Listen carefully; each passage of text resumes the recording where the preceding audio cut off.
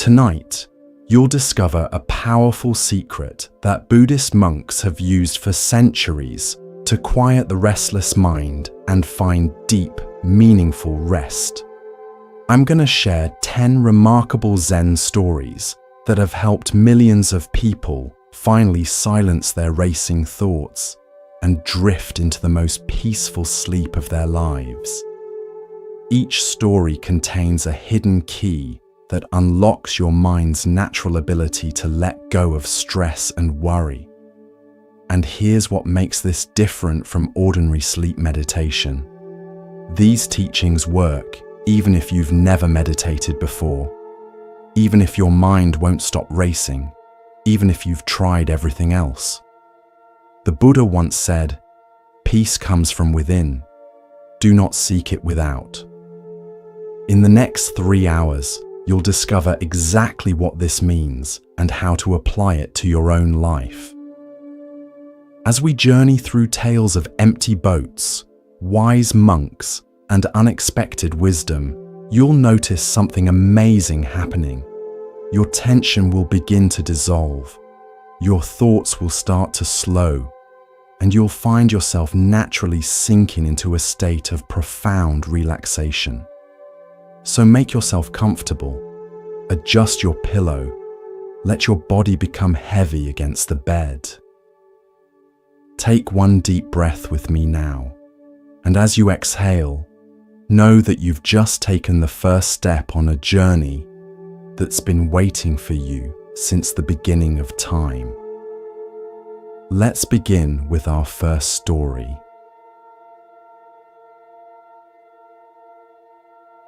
Our first story takes place by a peaceful river, where a lesson about the nature of our reactions awaits us. This is the story of the empty boat. There once was a man who loved to row his boat on a peaceful river. He found great joy in drifting along the water, enjoying the calm and solitude of nature. Every evening, as the sun was setting and the world was bathed in golden light, he would take his boat out for a quiet journey. On one such evening, as he paddled softly and relished the tranquility, he noticed another boat heading directly toward him. At first, he called out politely, "Be careful!" But the boat didn't change course. Still, the boat continued on its collision course. Now growing angry, the man began shouting, "Move aside! You're going to crash into me!" His peaceful evening was suddenly filled with frustration as he watched the approaching boat with mounting anxiety. Finally, as the two boats collided, he was ready to unleash his anger on the careless boater. But when he looked closely, he realized that the boat was empty. There was no one inside. It was simply drifting, carried by the current. In that moment, the man's anger dissolved instantly. He sat there feeling foolish for yelling at an empty boat. What had changed? Not the situation. The boats had still collided. What changed was his understanding. There was no intention behind the collision, no carelessness or disrespect to fuel his anger. The Buddha once said, "You will not be punished for your anger. You will be punished by your anger." This profound truth reveals itself perfectly in the empty boat story. Our anger, frustration, and resentment often arise not from events themselves, but from the stories we create about intentions behind those events. Why do we react this way? In Zen Buddhism, this reactivity stems from our ego clinging, our deep-seated attachment to a separate self that must be defended and validated. When someone cuts us off in traffic, our ego experiences it as a personal affront. How dare they disrespect me? The ego constructs a narrative where we are the center and others are either allies or adversaries. Consider how often throughout your day you encounter empty boats, situations where you attribute harmful intent where none exists. The driver who cuts you off might be rushing to the hospital.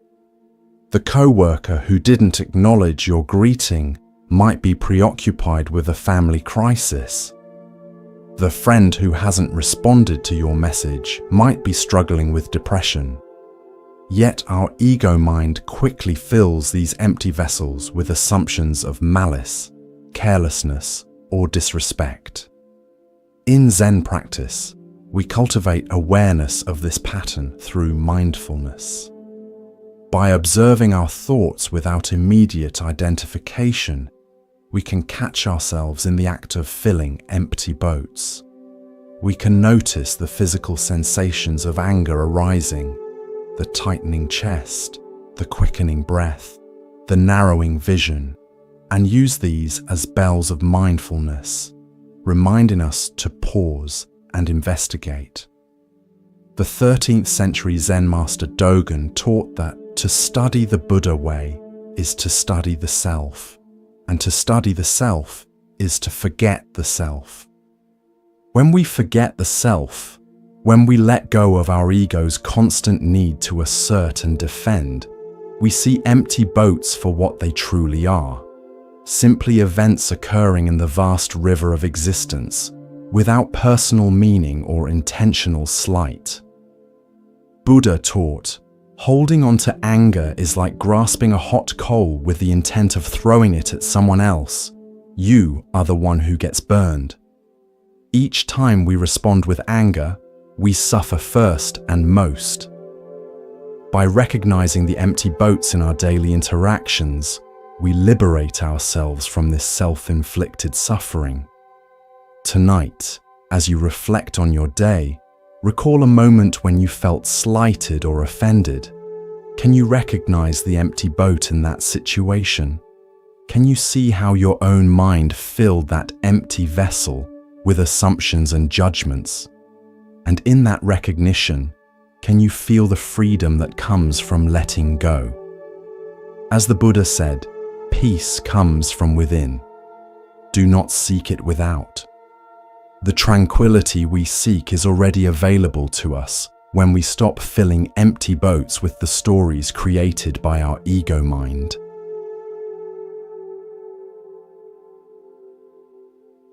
Now, let us journey to a mountain path where a monk faces an unexpected challenge in The Monk and the Tiger. Once upon a time, in a quiet mountain monastery nestled deep in the forest, there lived a wise and peaceful monk. Every day, he would take long walks through the surrounding woods, meditating on the beauty of nature and the teachings of the Buddha. He found great peace in the solitude of the forest, where he could connect deeply with the present moment and the world around him. One day, during his walk along a narrow mountain path, the monk suddenly heard a loud, frightening sound. A tiger's roar echoed through the trees. He froze for a moment, his heart pounding, and when he turned, he saw a large, fierce tiger charging toward him through the thick forest underbrush. The tiger's eyes were locked on him, and its powerful body moved with terrifying speed. The monk's first instinct was to run, and he did. He sprinted down the path, his robes billowing behind him as the tiger drew closer and closer. Desperate to escape, he saw a vine hanging down the side of a cliff. Without hesitation, he grabbed the vine and began to climb down, hoping to find safety below. As he descended the cliff, clinging tightly to the vine, he looked down and his heart sank. Below him, another tiger was pacing at the bottom of the cliff, waiting for him to fall. He was trapped. There was no way up and no way down. The monk paused, dangling from the vine with one tiger above and another below. His situation seemed hopeless. But as he hung there, suspended between the two tigers, something caught his eye. Growing out of the cliff's side, just within reach, was a small wild strawberry plant. On the plant was a single ripe red strawberry. In that moment, the monk stopped thinking about the tigers, his fear, and his predicament. Instead, he reached out with one hand, carefully plucked the strawberry, and put it into his mouth. He bit into the fruit, savoring its sweetness. The taste was exquisite. For that brief moment, all that existed was the joy of the strawberry's flavor. Sweet, fresh, and perfect.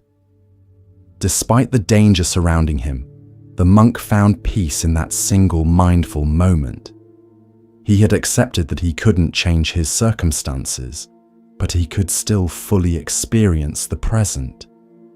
The monk smiled, knowing that this fleeting taste of sweetness was a reminder of life's beauty, even in the most precarious of situations.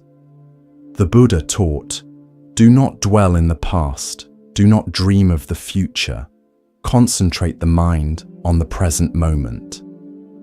This teaching lies at the heart of the monk and tiger story. It reveals a profound truth about our human condition. We spend our lives suspended between two tigers, the regrets and wounds of our past and the fears and anxieties about our future. Why do we struggle so mightily with staying present? Zen Buddhism explains that our minds evolved primarily as survival mechanisms, constantly scanning for threats and planning for protection. This evolutionary advantage becomes a spiritual liability when it pulls us away from the only moment we ever truly have, this one. Our thinking mind convinces us that happiness lies in resolving past hurts or securing future comforts, when in reality, peace is available only in the present. Look deeply at your own experience. How much of your mental suffering comes from replaying past events you cannot change? The harsh words you wish you hadn't spoken, the opportunity you missed, the relationship that ended painfully. These are the tigers above. And how much anxiety stems from anticipating future scenarios that may never materialize. The work presentation next week, the medical test results, the financial worries. These are the tigers below.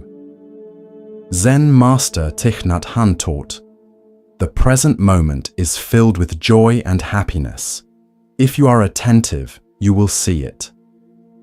This is the strawberry in the story. The simple, available joy that exists alongside our difficulties. It doesn't deny the reality of our challenges. It simply offers us a different relationship to them. This strawberry might be the warmth of sunlight on your skin, the sound of a child's laughter, the taste of a simple meal, the comfort of your bed, or even the miracle of your own breath. These small pleasures are always available, even in our most difficult moments, but we miss them when we're consumed by the tigers of past and future. Zen practice teaches us to cultivate what the Japanese call ichi-go-ichi, one time, one meeting, the recognition that each moment is a unique and unrepeatable gift. When we truly understand the preciousness of this moment, we naturally want to be fully present for it, regardless of our circumstances. The Buddha said, "The secret of health for both mind and body is not to mourn for the past, worry about the future, or anticipate troubles, but to live in the present moment wisely and earnestly." This wisdom invites us to notice where our attention habitually goes. Are you constantly rehearsing past conversations or rehearsing future scenarios? Can you gently guide your awareness back to the strawberry of the present moment, the simple sensory experiences available right now?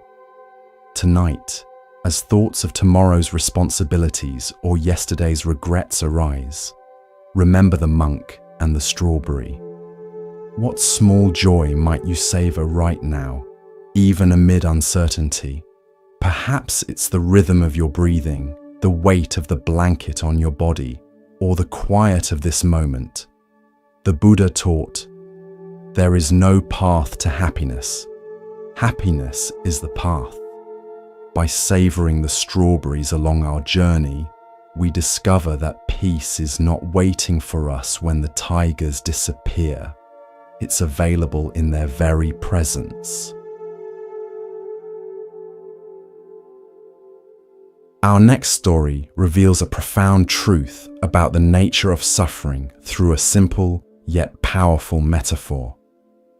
This is the story of the two arrows. One day, the Buddha was sitting with his disciples in a peaceful forest clearing. The trees swayed gently in the breeze, and the sound of birds filled the air. The Buddha often taught his disciples about the nature of suffering and the path to enlightenment. And on this particular day, a troubled disciple approached him with a question. "Master," the disciple said, bowing before the Buddha, "I do not understand why we suffer so much in this life. Pain seems to follow us wherever we go.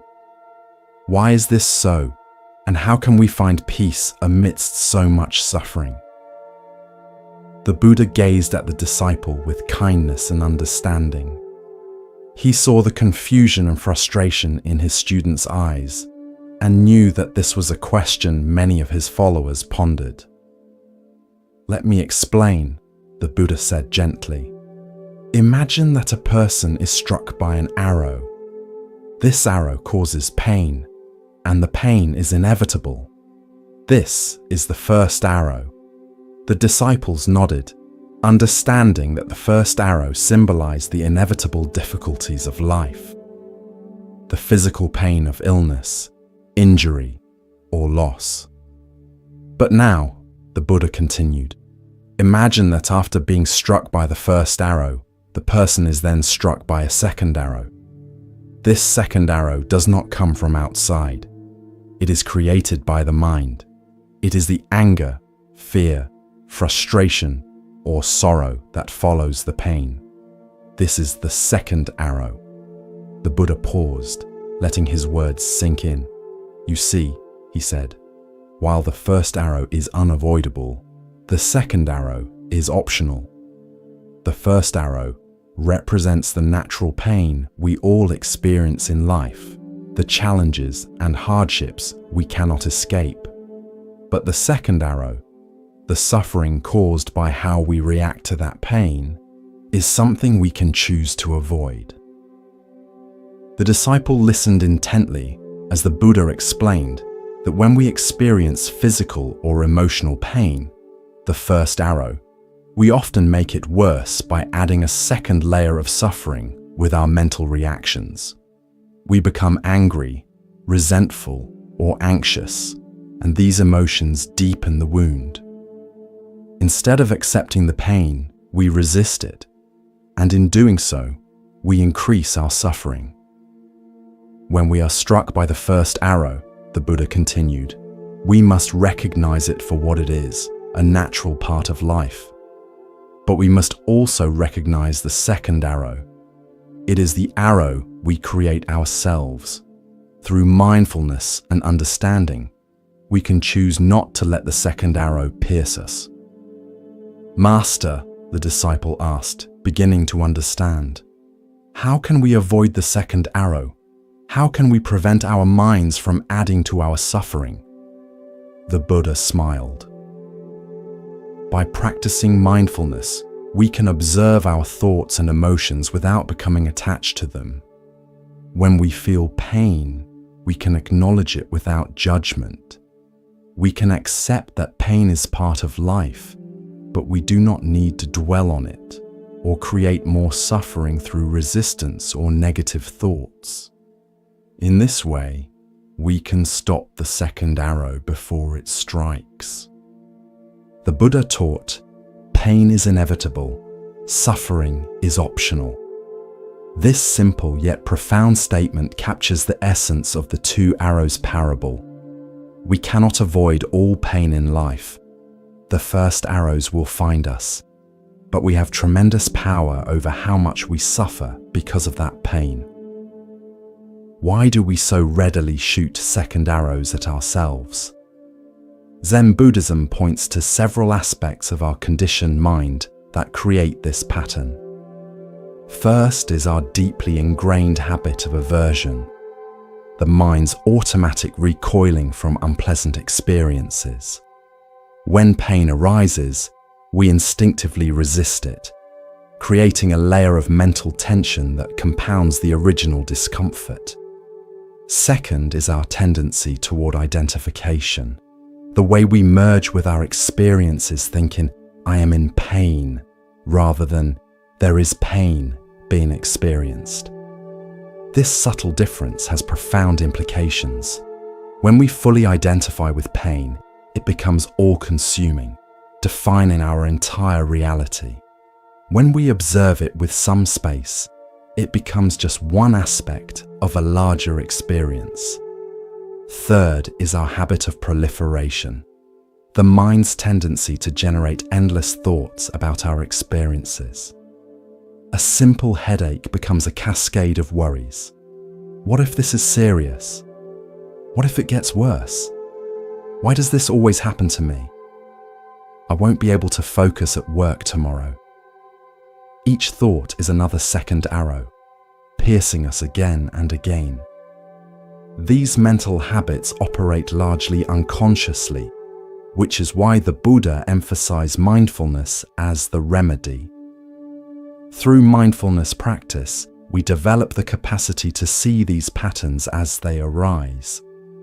We learn to recognize the difference between the unavoidable first arrow of pain and the optional second arrows of our mental reactions. The Buddha said, "What you think, you become. What you feel, you attract. What you imagine, you create." This teaching reveals the creative power of our thoughts.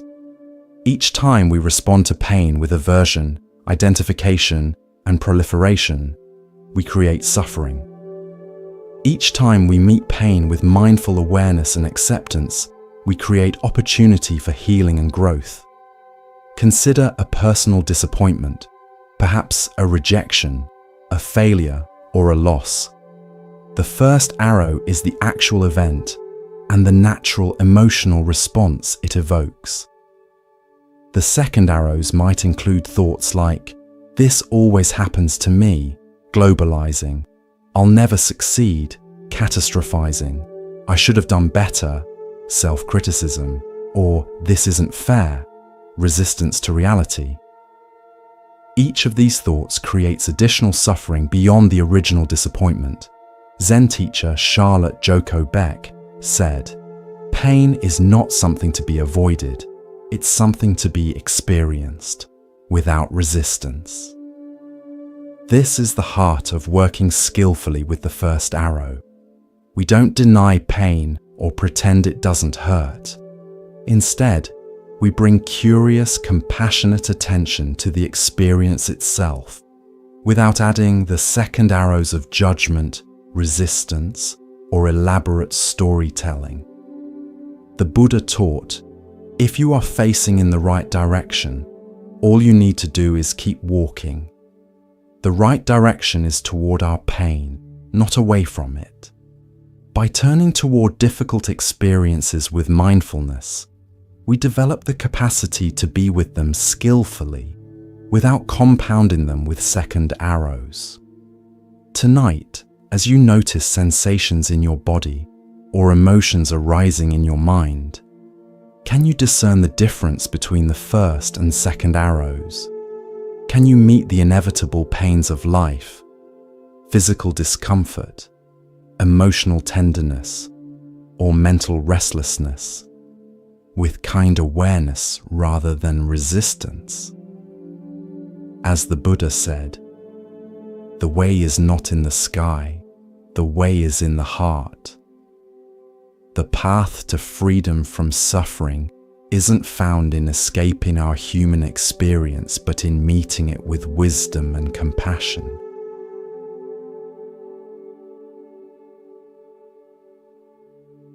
Now let us explore a story that teaches us about the universal nature of loss and how understanding it can bring peace. This is the parable of the mustard seed. Once, long ago, there lived a young woman named Kisa Gotami. She was kind, compassionate, and devoted to her family, but her life took a tragic turn when her only child, a beloved son, fell ill and passed away. Overcome with grief, Kisa could not accept her son's death. She carried his lifeless body in her arms, wandering from house to house, desperately seeking someone who could bring him back to life. At each door, Kisa begged, "Please help me. My son is dead. Is there anyone who can cure him?" But everyone she approached turned her away, saying that there was nothing they could do. Her sorrow grew heavier with each step, and her heart ached more with every rejection. One day, Kisa's path led her to a wise elder who took pity on her and said, "Go to the Buddha. Perhaps he can help you."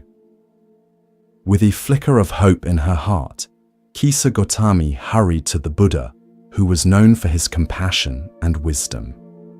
She found him sitting calmly under a Bodhi tree, surrounded by his disciples.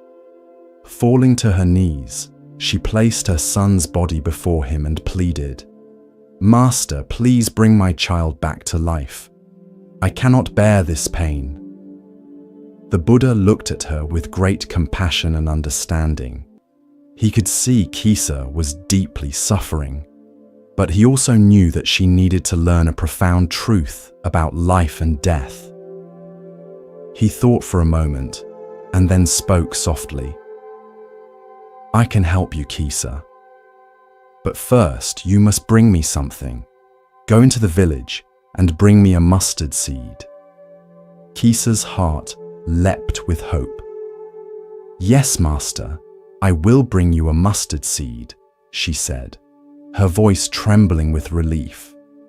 But before she could leave, the Buddha added, "The mustard seed must come from a household that has never experienced death. If you can find such a household, bring the seed to me, and I will bring your child back to life." Kisa nodded eagerly and set off on her mission. She went to the first house in the village and knocked on the door. A kind woman answered, and Kisa explained her request. "Please, can you give me a mustard seed? But it must come from a home where no one has ever died." The woman looked at Kisa with sad eyes and said, "I am sorry, but my husband passed away last year." Kisa thanked her and moved on to the next house. Again she made her request, but this time the response was, "I am sorry, but my mother passed away many years ago." House after house, Kisa Gotami knocked on doors, hoping to find one that had never known death. But at every house, she heard stories of loved ones lost. A mother, a father, a brother, a sister, a child. As the day wore on, Kisa began to realize that death was not unique to her. It was a universal experience, one that touched every family. Finally, as the sun began to set, Kisa returned to the Buddha, empty-handed, but with a new understanding. She knelt before him, her heart no longer filled with desperate hope, but with acceptance.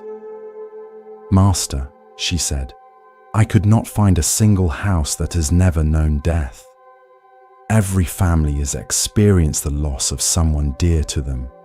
Now I understand that death is a part of life and no one can escape it."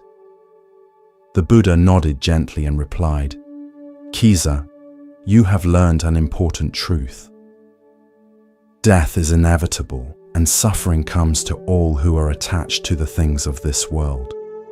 But by accepting the impermanence of life, you can find peace. Your grief was not unique. It is shared by all beings. This is the nature of existence. With these words, Kisa Gotami realized that her suffering, though intense, was not hers alone to bear. She had been blinded by her personal grief, but now she saw that all people experience loss. This new understanding allowed her to release her son's body and bury him with dignity, finally finding a sense of peace in the face of life's inevitable changes. The Buddha taught, "Everything that has a beginning has an ending. Make your peace with that, and all will be well." This profound teaching lies at the heart of Kisa Gotami's journey.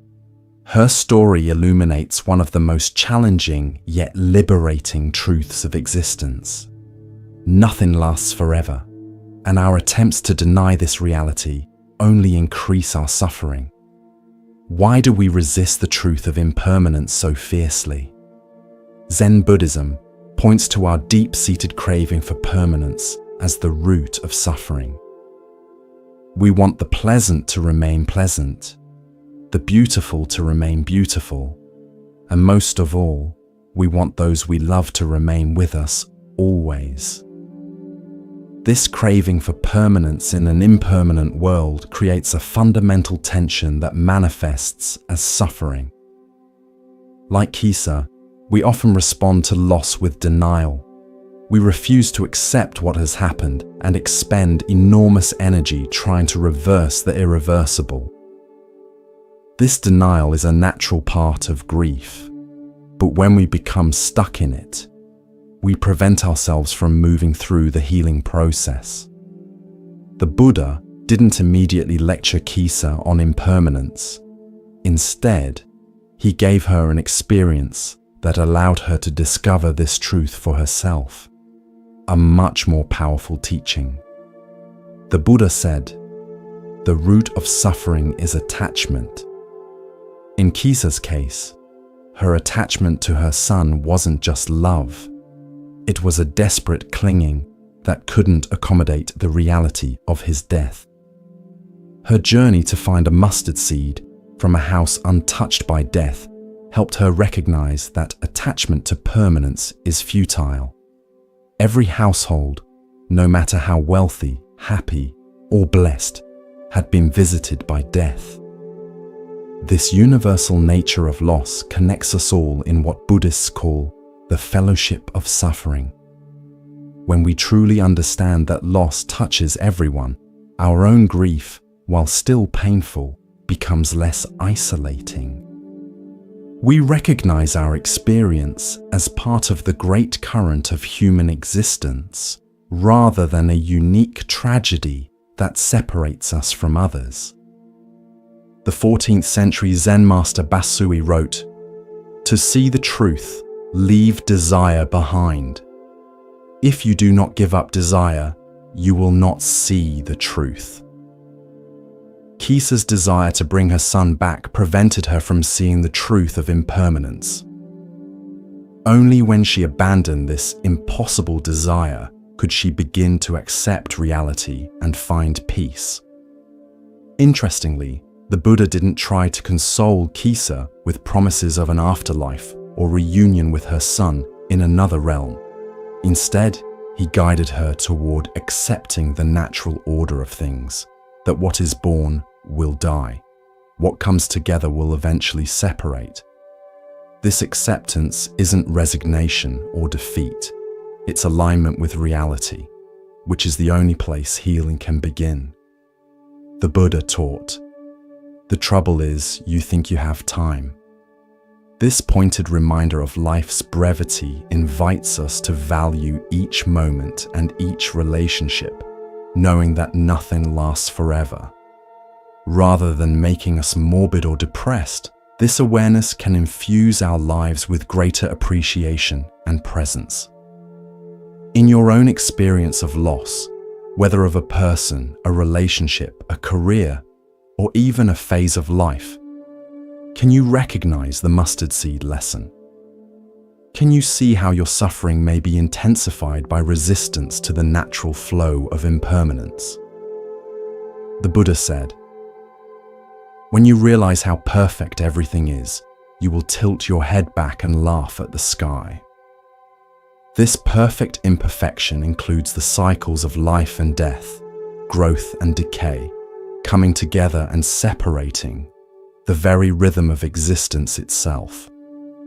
Tonight, as you reflect on the losses you've experienced and those you fear, remember Kisa Gotami's journey. Can you find comfort in the universality of impermanence? Can you see how accepting this truth might ease your suffering, not by diminishing your loss, but by placing it within the vast shared experience of being human?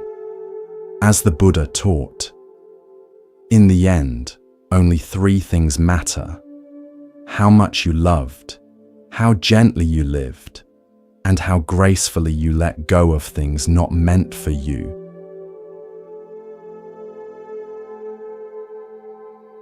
Our next story speaks to the wisdom of suspending judgment and maintaining equanimity in the face of life's constant changes. This is The Farmer and the Horse. Once upon a time, in a small, quiet village, there lived a humble farmer. He was known by his neighbors for his hard work and calm demeanor. His farm was modest, and he had only one horse to help with all of his daily tasks, from plowing the fields to carrying heavy loads. Though he didn't have much, the farmer was content with his life. One day, his horse ran away. The farmer woke up to find that his stable was empty and the horse had vanished. His neighbors, hearing the news, rushed to his house to express their sympathy. "What terrible luck," they said. "How will you manage without your horse? This must be such a misfortune." The farmer, however, remained calm. He looked at his neighbors and simply replied, "Maybe." The neighbors were puzzled by his response. How could he be so indifferent to such bad luck? They shook their heads and returned to their homes, convinced that the farmer was in denial about his loss. A few days later, to everyone's surprise, the horse returned. But it didn't come back alone. It brought with it a group of wild horses from the mountains. Now the farmer had not just one horse, but several. The neighbors heard the news and rushed back to the farmer's house. This time, they were full of excitement. "How wonderful!" they exclaimed. "Now you have so many horses.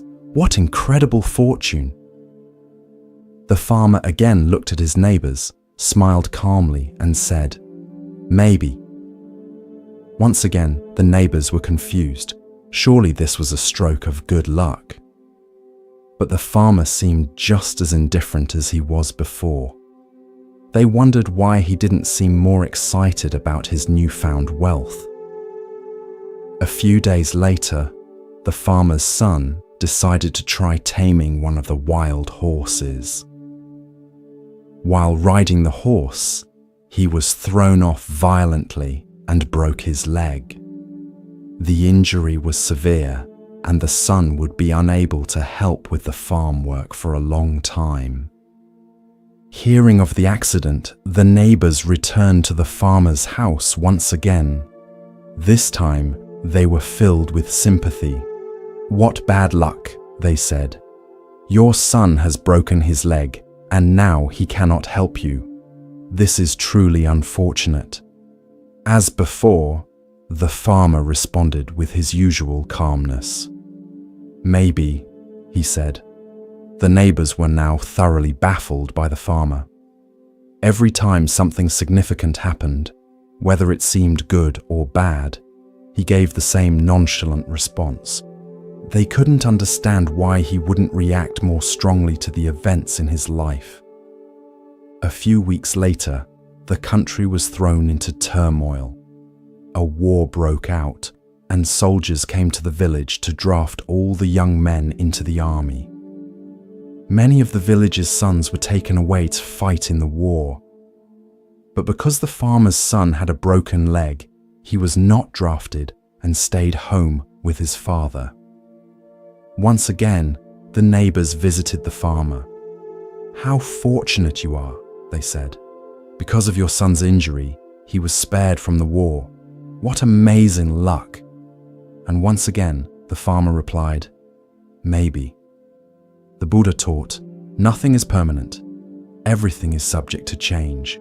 Being is always becoming. This truth forms the foundation of the farmer's wisdom. His consistent response of maybe reflects a deep understanding that life is in constant flux, and what appears favorable or unfavorable in one moment may reveal itself to be quite different in the next. Why do we rush to judge events as good or bad? Zen Buddhism points to our mind's habitual categorization, its constant sorting of experiences into desirable or undesirable, fortunate or unfortunate. This dualistic thinking creates an emotional roller coaster. We're elated when things go well and devastated when they go poorly. But as the farmer story shows, we never have the complete picture. We cannot see how today's misfortune might prevent tomorrow's disaster, or how today's blessing might lead to tomorrow's challenge. The concept of non-judgment in Zen Buddhism doesn't mean indifference or apathy. The farmer wasn't emotionally detached from his life. Rather, he possessed what the Buddha called equanimity, upekkha, a balanced perspective that remains steady amid life's inevitable ups and downs.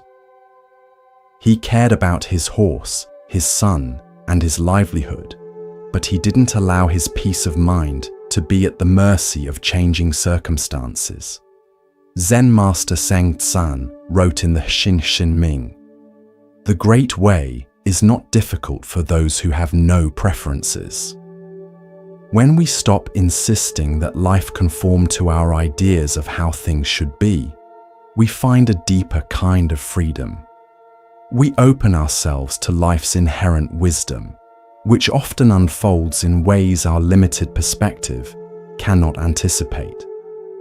The Buddha taught, "Do not overrate what you have received, nor envy others. He who envies others does not obtain peace of mind." How often do we compare our circumstances to others, concluding that we're either blessed or cursed based on these comparisons? The farmer's neighbors constantly evaluated his situation based on their own judgments of good and bad, while the farmer himself remained free from these limiting perspectives.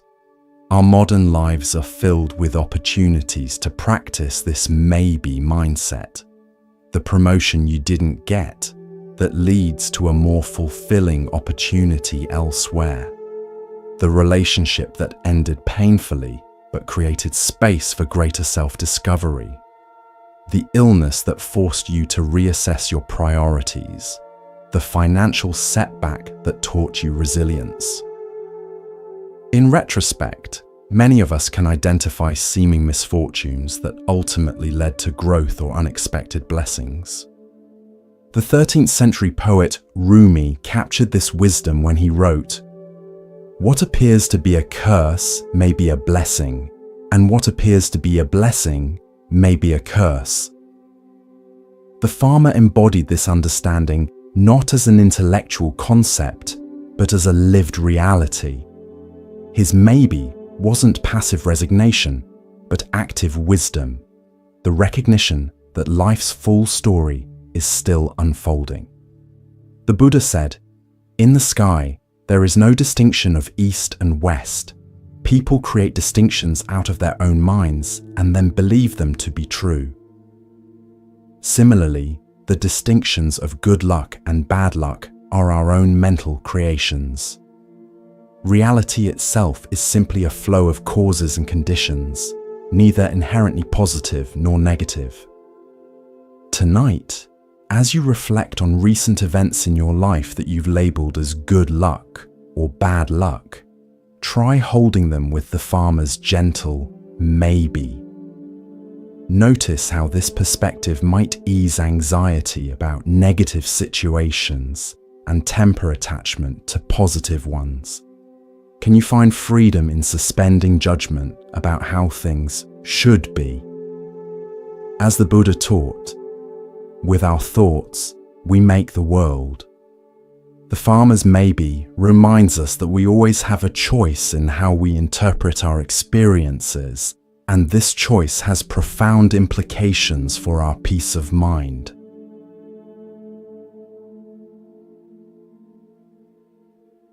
Our next story reveals the power of non-reactivity and emotional mastery. This is the Buddha and the Angry Man. Once upon a time, while the Buddha was teaching a group of disciples in a peaceful forest, a man approached him with anger burning in his eyes. The man had heard about the Buddha's wisdom and teachings, but he felt threatened by the Buddha's influence over others. Filled with jealousy and resentment, he decided to confront the Buddha and insult him in front of his followers. As the Buddha sat calmly under the shade of a Bodhi tree, the man stormed up to him and began hurling insults. "You are nothing but a fraud," the man shouted. "Who do you think you are? You may pretend to be wise and enlightened, but you're just deceiving people." The Buddha remained completely calm and unbothered by the man's harsh words. His expression didn't change, and he didn't respond to the man's anger. Seeing the Buddha's lack of reaction only made the man angrier. He shouted even louder, "How can you just sit there, acting like you're above everyone else? Do you think you're better than me? I refuse to respect someone like you." Despite the man's fury, the Buddha stayed silent and serene, simply watching him with compassion. Finally, after several minutes of shouting, the man grew exhausted. He had expected to provoke a response, but the Buddha's peaceful demeanor confused him. After catching his breath, the man demanded, "Why won't you say anything? Why won't you defend yourself? Don't you care what I think of you?" The Buddha looked at him with kindness and finally spoke, his voice soft and calm. "Tell me," the Buddha asked gently, "if someone offers you a gift and you decline to accept it, to whom does the gift belong?" The man, puzzled by the question, thought for a moment before responding, "It would still belong to the person who offered it. If I don't take it, the gift remains theirs." The Buddha nodded. "Exactly. And in the same way, if you offer me your anger and I do not accept it, then who does the anger belong to?" The man was stunned by the Buddha's words. He realized that his anger had not affected the Buddha at all. Instead, it remained his own burden to carry. The Buddha continued, "If I refuse to accept your insults and your anger, they fall back on you. You are the one who suffers from them, not me. I choose not to be troubled by your words. Instead, I choose peace." The man stood in silence, contemplating what the Buddha had said. He realized that his anger had consumed him, but it had no power over the Buddha, who remained unaffected by it. In that moment, the man understood that holding on to his anger only harmed himself, not the Buddha. Feeling ashamed, the man bowed his head. "Master, I see now that my anger has only caused me pain. How can I learn to be at peace as you are?" The Buddha smiled warmly, his compassion shining through. Anger is like a hot coal you pick up with the intention of throwing it at someone, but in the process, you burn yourself. Let go of the coal. Let go of your anger. Instead, practice mindfulness, compassion, and understanding. Through these, you will find peace. The man, humbled by the Buddha's wisdom, thanked him and bowed deeply. From that day forward, he sought to practice the Buddha's teachings, letting go of his anger and learning to find peace within himself. The Buddha taught, "You are not punished for your anger, you are punished by your anger." This profound insight illuminates why reactive emotions cause us such suffering. When we carry anger, resentment, or hatred, we damage ourselves far more than those toward whom these emotions are directed. Every moment spent in anger is a moment lost to peace. Every thought of revenge is energy diverted from healing. Why do we cling so tightly to our anger? Zen Buddhism identifies several factors that make anger particularly difficult to release. First is our sense of righteousness, the belief that our anger is justified and therefore worth holding on to. We confuse letting go of anger with condoning the behavior that triggered it. But the Buddha's teaching challenges this assumption. We can establish clear boundaries and seek justice without poisoning ourselves with reactive emotions. Second is our deep-seated identification with our emotions. We say, "I am angry," rather than "I am experiencing anger," making the emotion inseparable from our sense of self. When someone suggests we let go of anger, it can feel like they're asking us to let go of part of ourselves. Zen practice teaches us to create space between our awareness and our emotions, allowing us to observe them without being consumed by them. Third is our cultural conditioning around anger. Many of us are taught that anger is power, that it motivates action and commands respect. We fear that without anger, we might become passive or be taken advantage of. The Buddha's response to the angry man demonstrates true power. Not the reactive force of aggression, but the stable, immovable strength of equanimity. The Buddha said, "Hatred never ceases by hatred, but by love alone is healed. This is an ancient and eternal law." This teaching invites us to examine our assumption that anger is an effective response to mistreatment. Does meeting hostility with hostility ever truly resolve the underlying causes of conflict? Or does it simply perpetuate cycles of reactivity? The metaphor of the gift is particularly illuminating. It suggests that emotions like anger, criticism, and judgment require our acceptance to affect us. When someone directs negativity toward us, we have a choice. We can accept this energy, absorb it, and allow it to disturb our peace, or we can decline the offering, maintaining our equanimity. This doesn't mean becoming emotionally disconnected or indifferent to injustice. The Buddha didn't ignore the angry man.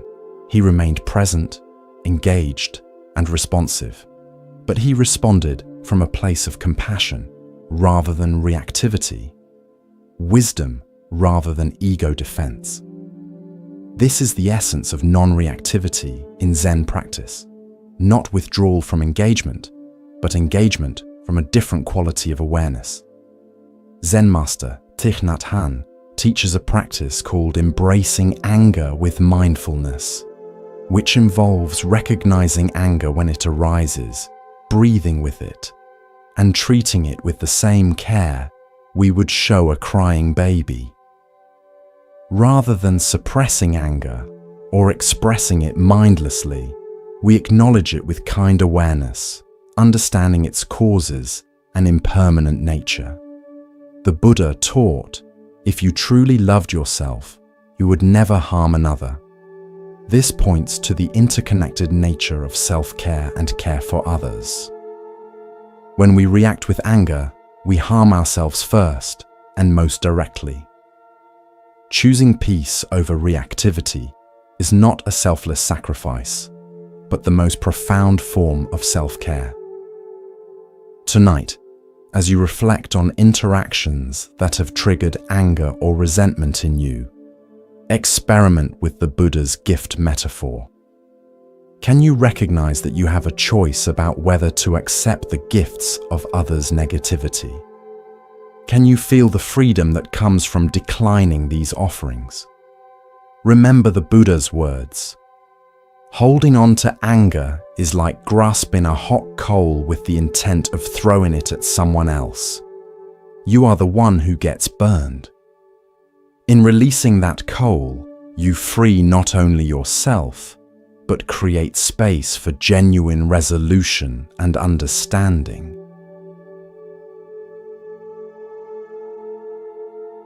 Let us now explore a story about the wisdom of impermanence and non-attachment.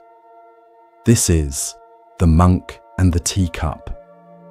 In a quiet Zen monastery nestled in the mountains, a revered monk lived a life of deep contemplation and mindfulness.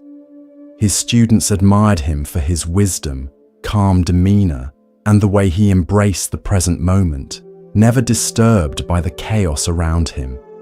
Every day, the monk would sit in meditation, drink tea, and share lessons with his students.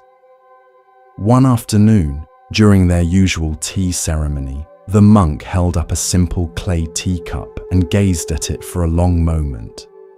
The cup was beautiful in its simplicity, with a soft, earthy color and a perfectly rounded shape.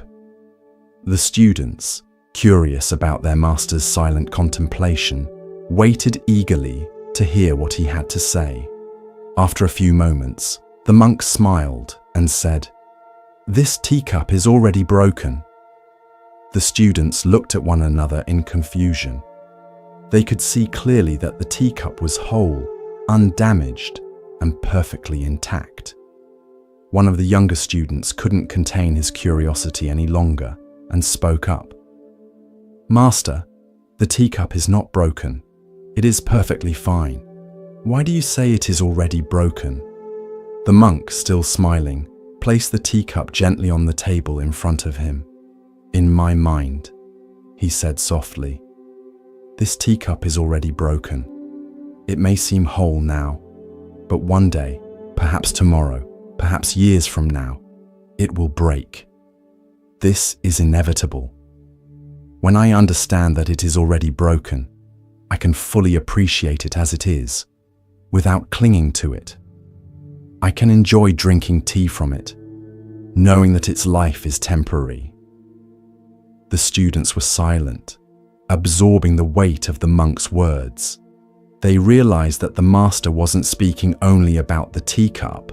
He was offering them a deeper lesson about life itself.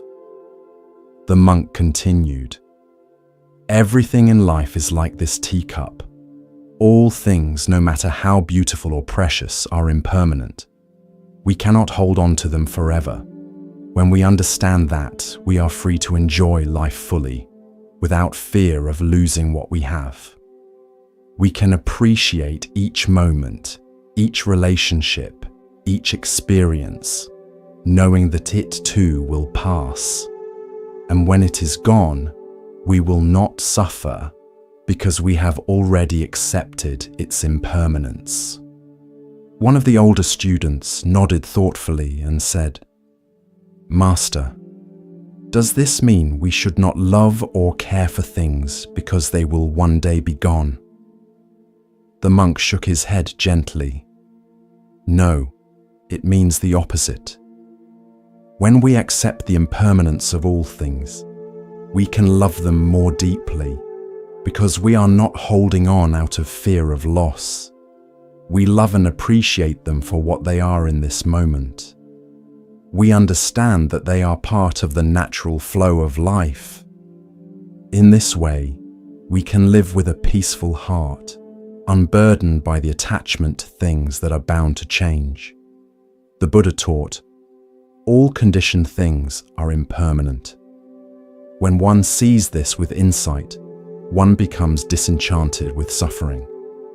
This profound truth lies at the heart of the teacup story and points to one of the most liberating yet challenging aspects of Zen practice. Embracing impermanence not as a philosophical concept, but as a lived reality. Why do we resist impermanence so fiercely? Zen Buddhism identifies our fundamental misunderstanding of reality as the root of this resistance. We perceive things as solid, separate, and lasting when, in fact, they are fluid, interconnected, and transient. This misperception leads to what Buddhists call attachment or clinging, our desperate attempt to hold on to things that, by their very nature, cannot be held. Consider how this attachment manifests in your daily life. We become attached to possessions, fearing their loss or damage. We cling to relationships, trying to prevent them from changing. We hold on to our youth, health, and capabilities, resisting the natural process of aging. We even become attached to our ideas, opinions, and identities, defending them as if they were permanent fixtures rather than fluid constructs. The monk's declaration that the teacup is already broken offers a radically different way of relating to impermanence. Instead of denying or resisting change, he embraces it preemptively. By acknowledging the inevitable end of all things, he liberates himself from the anxiety of trying to prevent the unpresentable. This isn't pessimism, but clear-eyed realism that paradoxically enhances his appreciation of the present moment. The Buddha said, "The world is afflicted by death and decay, but the wise do not grieve, having realized the nature of the world." This teaching isn't encouraging callousness or detachment from caring. Rather, it points to a different quality of caring, one not distorted by the impossible expectation of permanence. The monk doesn't love his teacup less because he knows it will break. He loves it more precisely because its existence is fleeting and precious. Zen master Shunryu Suzuki explained this paradox beautifully. When we understand the truth of impermanence and find our composure in it, we find ourselves in nirvana. This composure isn't achieved by resigning ourselves to loss, but by fully embracing the nature of reality. It's a composure that allows for deep engagement with life, precisely because we're not constantly fighting against its fundamental characteristics. In practical terms, how might we cultivate this already broken perspective? We can start by noticing our attachments, the people, things, and circumstances we most fear losing. Rather than trying to suppress this fear, we can gently acknowledge the temporary nature of these precious aspects of our lives. We can practice saying to ourselves, "This too will pass," not as a dreary reminder, but as an invitation to cherish the present moment. The Buddha taught, "Neither fire nor wind, birth nor death can erase our good deeds." This points to another aspect of the already broken wisdom. While all material things, including our bodies, are impermanent, the impact of our actions and the quality of our presence endures beyond physical forms. By focusing on cultivating wisdom, compassion, and mindfulness, qualities that transcend impermanence, we find a different kind of security. Tonight, as you rest, consider what teacups in your life you might be clinging to with anxiety about their eventual break-in. Can you experiment with the monk's perspective, mentally acknowledging their impermanence not as a threat, but as a reality that deepens their value? As the Buddha said, "The trouble is, You think you have time. The recognition of impermanence doesn't diminish life's beauty. It intensifies it, inviting us to appreciate fully what is here before it inevitably transforms.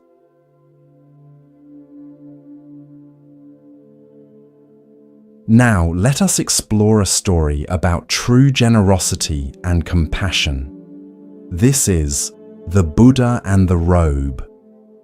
In ancient India, during the time when the Buddha traveled across villages and towns to spread his teachings, he often attracted a large number of followers. Many of them were moved by his wisdom and left their homes to become monks and disciples under his guidance. One day, while staying in a small village, a wealthy merchant heard about the Buddha's presence and decided to visit him. He was deeply inspired by the Buddha's teachings and wanted to offer him a gift as a token of his respect. The merchant brought a beautifully woven, luxurious robe made of the finest silk, richly adorned with intricate patterns.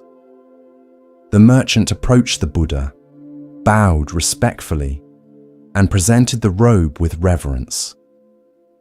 "Lord Buddha, I wish to offer you this robe as a sign of my gratitude for your teachings," he said.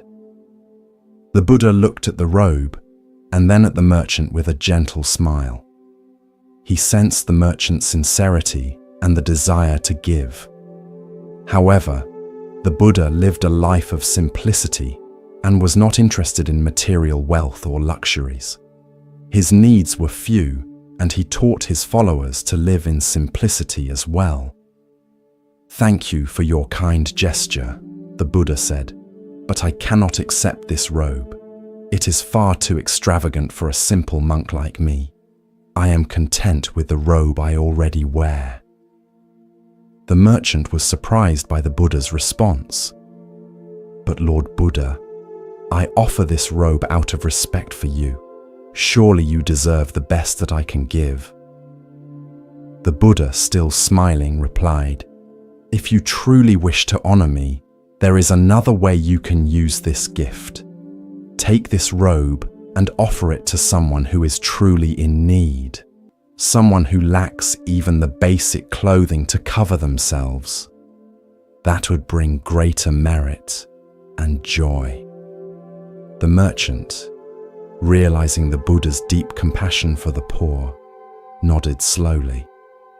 He understood that the true essence of giving was not about offering gifts to those who already had enough, but about providing for those in need. "Thank you, Lord Buddha. I will do as you say," the merchant said. He took the robe and later found a poor man in the village who was shivering in the cold with only rags to wear. The merchant gave the robe to the poor man, who was overjoyed and deeply grateful. The next day, the merchant returned to the Buddha and shared what he had done. The Buddha nodded approvingly and said, "You have done well, my friend." True generosity is not in giving to those who expect or do not need, but in helping those who are in real need. By sharing your wealth with those who are less fortunate, you have brought true joy and compassion into the world. The merchant bowed deeply, feeling a warmth in his heart that he had not known before. He realized that the Buddha's wisdom extended beyond the simple act of receiving a gift. It was about understanding the true nature of giving, the importance of compassion, and the joy that comes from helping others.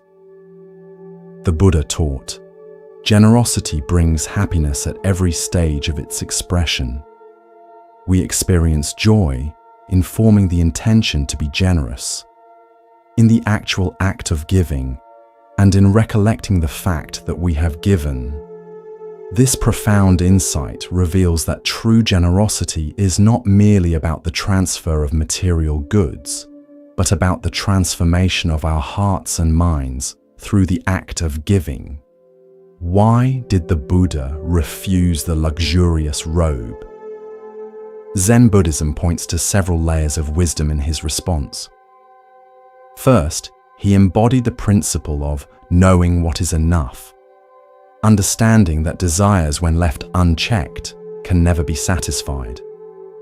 By being content with his simple robe, the Buddha demonstrated freedom from the endless cycle of wanting more and better. Second, the Buddha recognized that true generosity is not about social status or recognition, but about genuine need. By redirecting the merchant's gift to someone truly suffering from the cold, he taught that compassionate action should be guided by wisdom rather than convention or status. Third, the Buddha's response revealed his understanding of the merchant's motivation. The merchant wanted to gain merit and express reverence, but the Buddha showed him a more profound way to accomplish both, by directly alleviating another's suffering rather than adding luxury to the Buddha's already sufficient life. In our consumer-driven culture, we often equate giving with purchasing, buying expensive gifts for people who already have enough. We measure the value of our generosity by the price tag rather than the impact.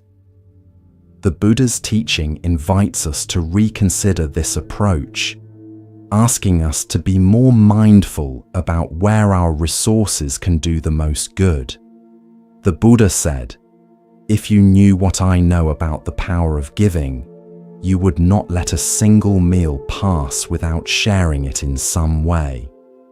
This points to the transformative potential of generosity, not just for the recipient, but for the giver.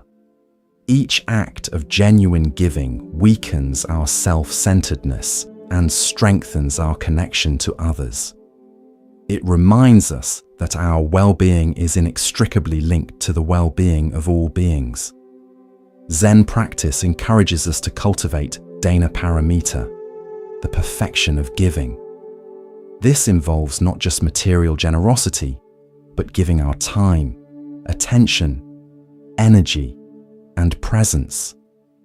Sometimes the most precious gift we can offer is simply being fully present with another person, listening deeply without distraction or agenda.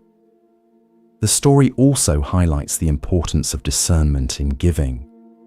The Buddha didn't suggest that the merchant keep the robe for himself or sell it for profit. He directed him to find someone in genuine need. This discernment requires us to look deeply at situations rather than following conventional patterns of giving that may not address real suffering. The Buddha taught, "The greatest gift is the act of giving itself." This points to the interior transformation that happens when we give from a place of compassion rather than obligation, social expectation, or ego gratification. When we give in this way, we experience what Buddhists call mudita, sympathetic joy in the happiness of others. Tonight, as you reflect on your own acts of giving, consider whether they align with the Buddha's teaching in this story. Are there ways you might redirect your resources, material, emotional, or attentional, toward those in genuine need? Can you notice the difference in feeling between giving that comes from social obligation and giving that flows from compassion? Remember the Buddha's words, "If beings knew, as I know, the results of giving and sharing, they would not eat without having given, nor would the stain of selfishness overcome their minds." Now, let us explore a lesser-known Zen story that reveals profound wisdom about controlling our thoughts. This is The Two Monks and the River. Two monks, an elder and a younger disciple, were traveling together on a long journey. Their path led them through forests, over mountains, and across valleys. They walked in mindful silence for most of their journey, focusing on each step and each breath. As they approached a river, they saw a young woman standing at the edge. She was beautifully dressed in fine silks and appeared distressed. The river was swollen from recent rains, and she was afraid to cross it, fearing that the strong current would ruin her clothes and possibly put her in danger. Upon seeing the monks, she called out to them, "Please, kind sirs, could you help me cross this river? I must reach the other side, but I am afraid to wade through the water." Without hesitation, the elder monk walked over to the woman, gently lifted her in his arms, carried her across the river, and set her down safely on the other bank. The woman thanked him with a bow and continued on her way. The two monks resumed their journey in silence. As they walked, the younger monk appeared troubled. His brow was furrowed, and he kept glancing at his companion with a mixture of confusion and disapproval. After several hours of walking, the younger monk could no longer contain himself. "Master," he burst out, "as monks, we have taken vows not to touch women. How could you carry that woman across the river?" The elder monk looked at his companion with a gentle smile and replied, "I left the woman at the riverbank hours ago. Why are you still carrying her?" The younger monk was struck silent by these words. He realized that while his companion had only carried the woman for a few minutes out of compassion and practical necessity, he himself had been carrying her in his mind for hours, burdening himself with judgment and disturbing his peace. The Buddha taught, "What we think, we become." This fundamental truth illuminates why the younger monk's mental burden was so much heavier than any physical weight the elder monk temporarily carried. While the elder monk responded to the immediate need with compassion and then returned to the present moment, the younger monk remained trapped in the past, replaying the scene over and over in his mind. Why do we, like the younger monk, so often carry unnecessary mental burdens? Zen Buddhism identifies several factors that contribute to this habit. First is our attachment to rules and concepts rather than principles.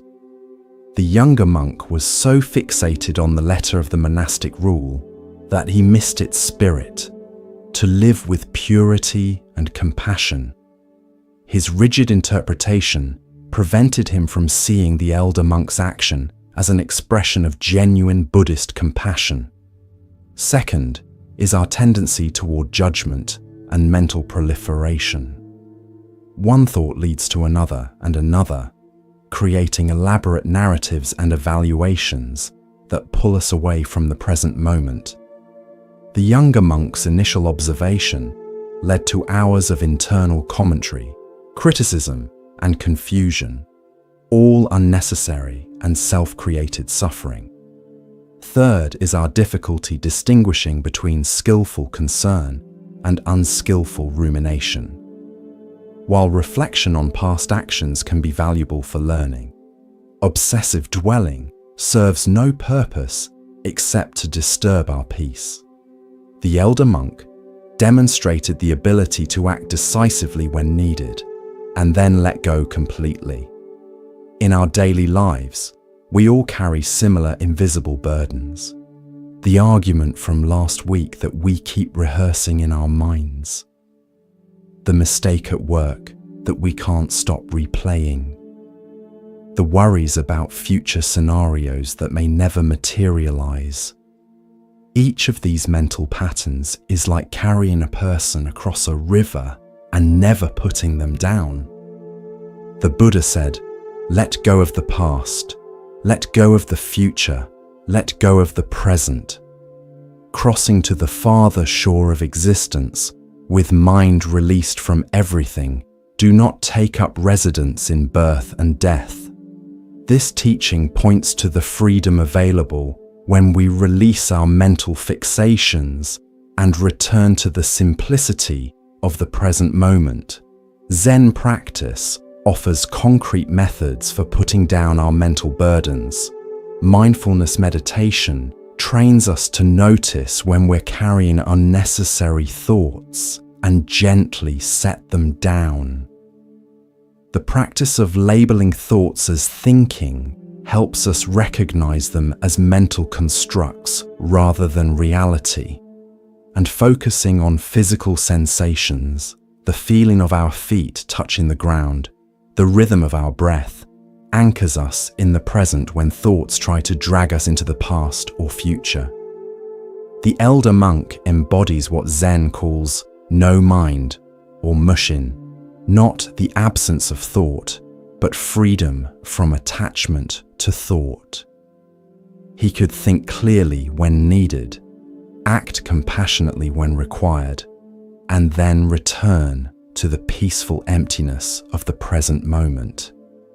This state is available to all of us when we learn to put down what no longer needs to be carried. Tonight, as thoughts arise about the day behind you or the day ahead, can you notice when you're unnecessarily carrying someone or something in your mind? Can you feel the freedom that comes from gently setting down these mental burdens? Remember the Buddha's words, "Nothing is worth clinging to." In that release lies true peace. Let us now turn to a story that teaches about the obstacles we create in our own minds. This is The Story of the Empty Cup. A respected university professor once visited a Zen master seeking to understand Zen wisdom. The professor had spent many years studying philosophy and religious texts and had written several books on comparative spirituality. He considered himself quite knowledgeable, but was curious about Zen's unique perspective. When he arrived at the master's simple dwelling, the old Zen master greeted him warmly and invited him to sit. "I have come to inquire about Zen," the professor began. "I would like to know what teachings you have to offer and how they differ from the many philosophies I have already studied." The master smiled and said, "Let us have tea first. Then we can talk about Zen." The professor nodded, expecting that after the customary tea, he would have the serious philosophical discussion he had traveled so far to engage in. The Zen master prepared the tea with deliberate, mindful movements. When it was ready, he placed a cup in front of the professor and began to pour. The cup filled to the brim, but the master continued pouring. Tea spilled over the rim, across the table, and onto the professor's clothes and the floor. The professor jumped up in alarm. "Stop! The cup is full. No more will go in." The Zen master stopped pouring and looked directly at the professor. "Like this cup," he said, "you are full of your own opinions, theories, and assumptions. How can I show you Zen unless you first empty your cup?" The professor was stunned into silence.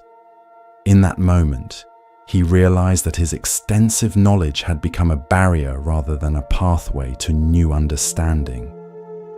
His cup was so full that there was no room for anything new to enter. With this humbling insight, he bowed to the master, ready now to truly begin learning. The Buddha taught, "In the beginner's mind, there are many possibilities, but in the expert's mind, there are few."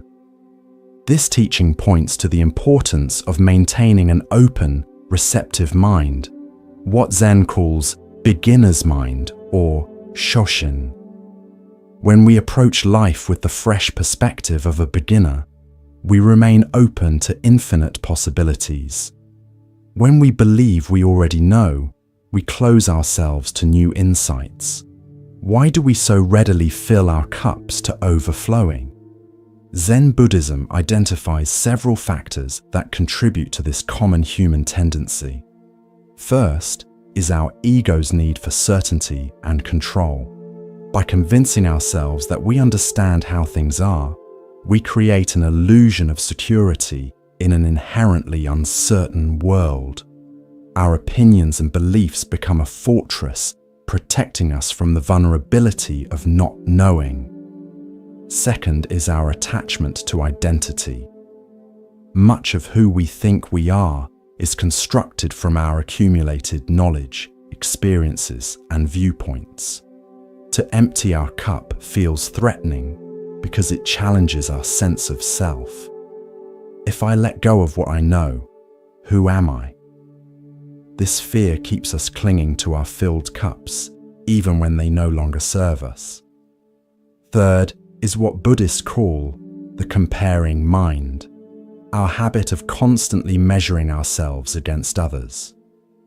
In academic and professional contexts especially, knowing more than others becomes a source of status and recognition.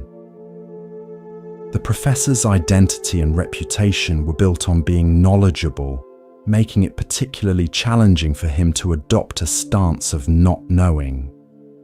The consequences of a full cup extend beyond limiting our learning.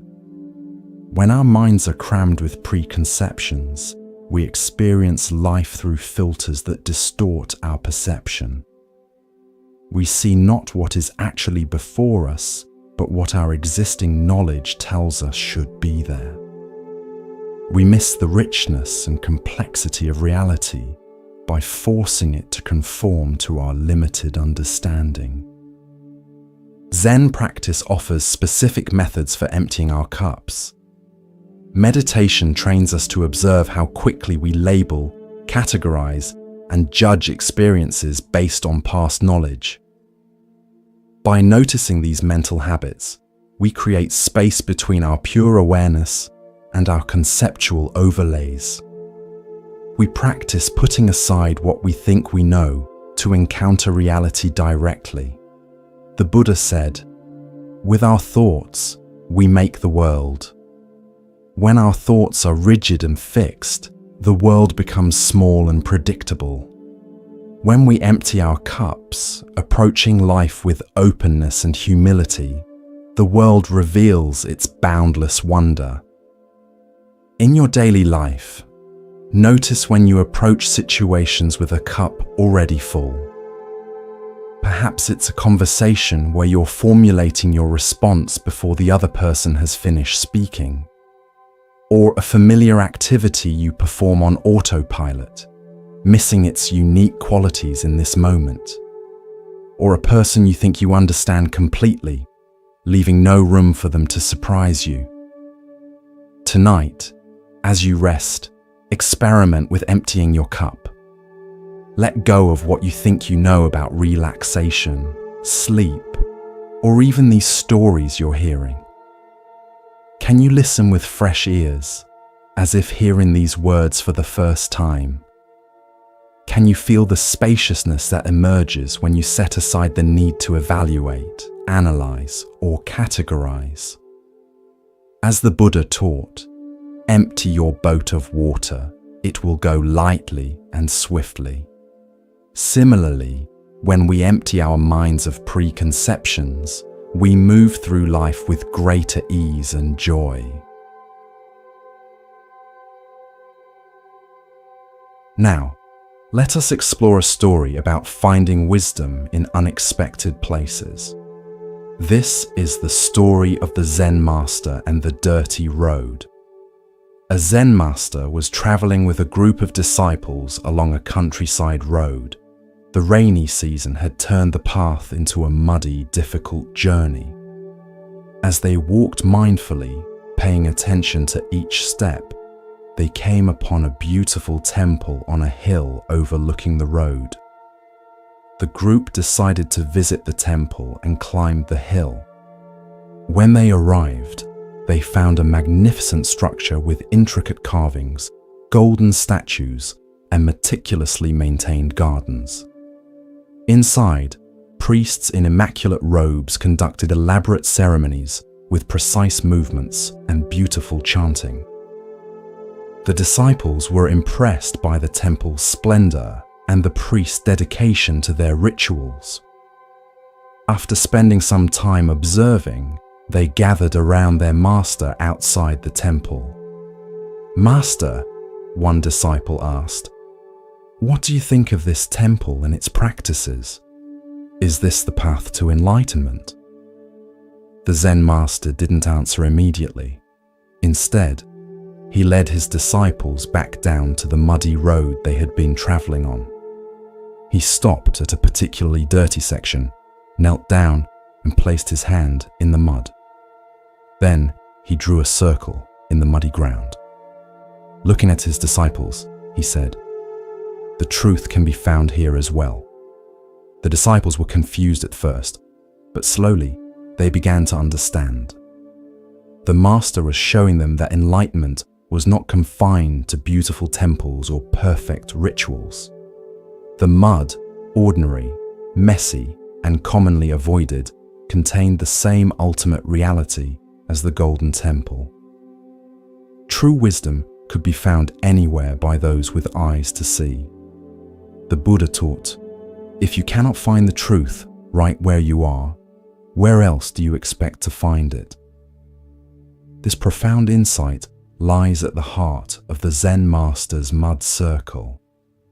It challenges our tendency to seek enlightenment in special places, extraordinary experiences, or perfect conditions, anywhere but the immediate reality of our lives. Why do we struggle to recognize the wisdom available in ordinary moments? Zen Buddhism points to our habitual spiritual materialism, the tendency to turn spirituality into another form of acquisition and achievement. We believe enlightenment is found through accumulating special experiences, teachings, or credentials, rather than penetrating the reality of our everyday existence.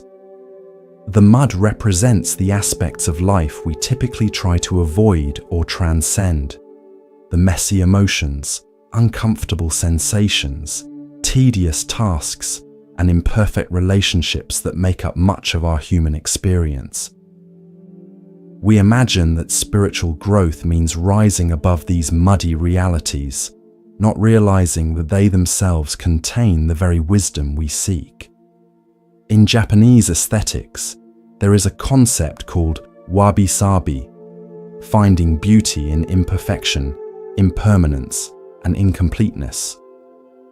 The mud circle embodies this perspective, inviting us to discover profundity in what appears common or flawed: the crack in a teacup, the wrinkles on an aging face, the garden gone slightly wild. These imperfections contain their own unique wisdom and beauty when seen with clear eyes. Zen Master Dogen wrote, "If you cannot find the truth where you are, where do you expect to find it?"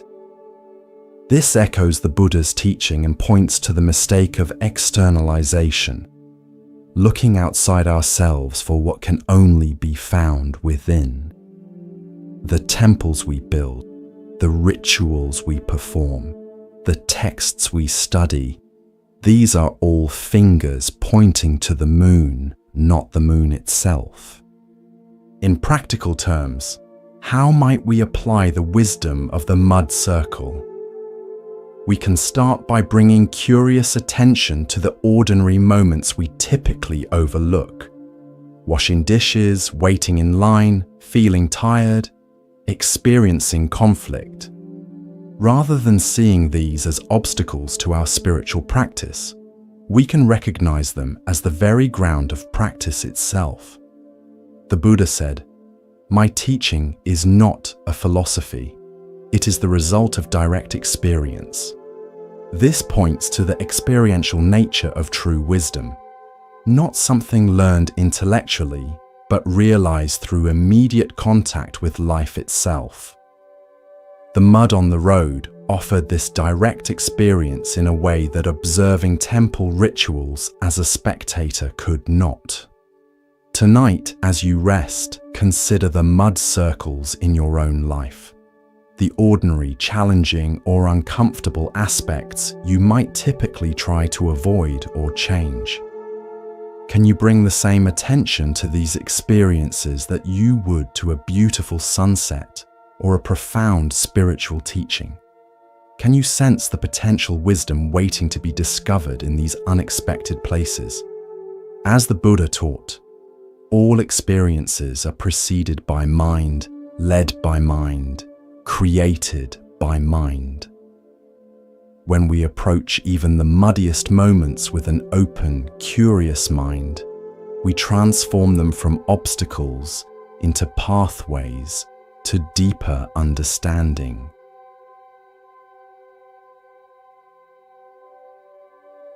Let us now turn to a story about the wisdom of true mastery. This is the story of the master archer.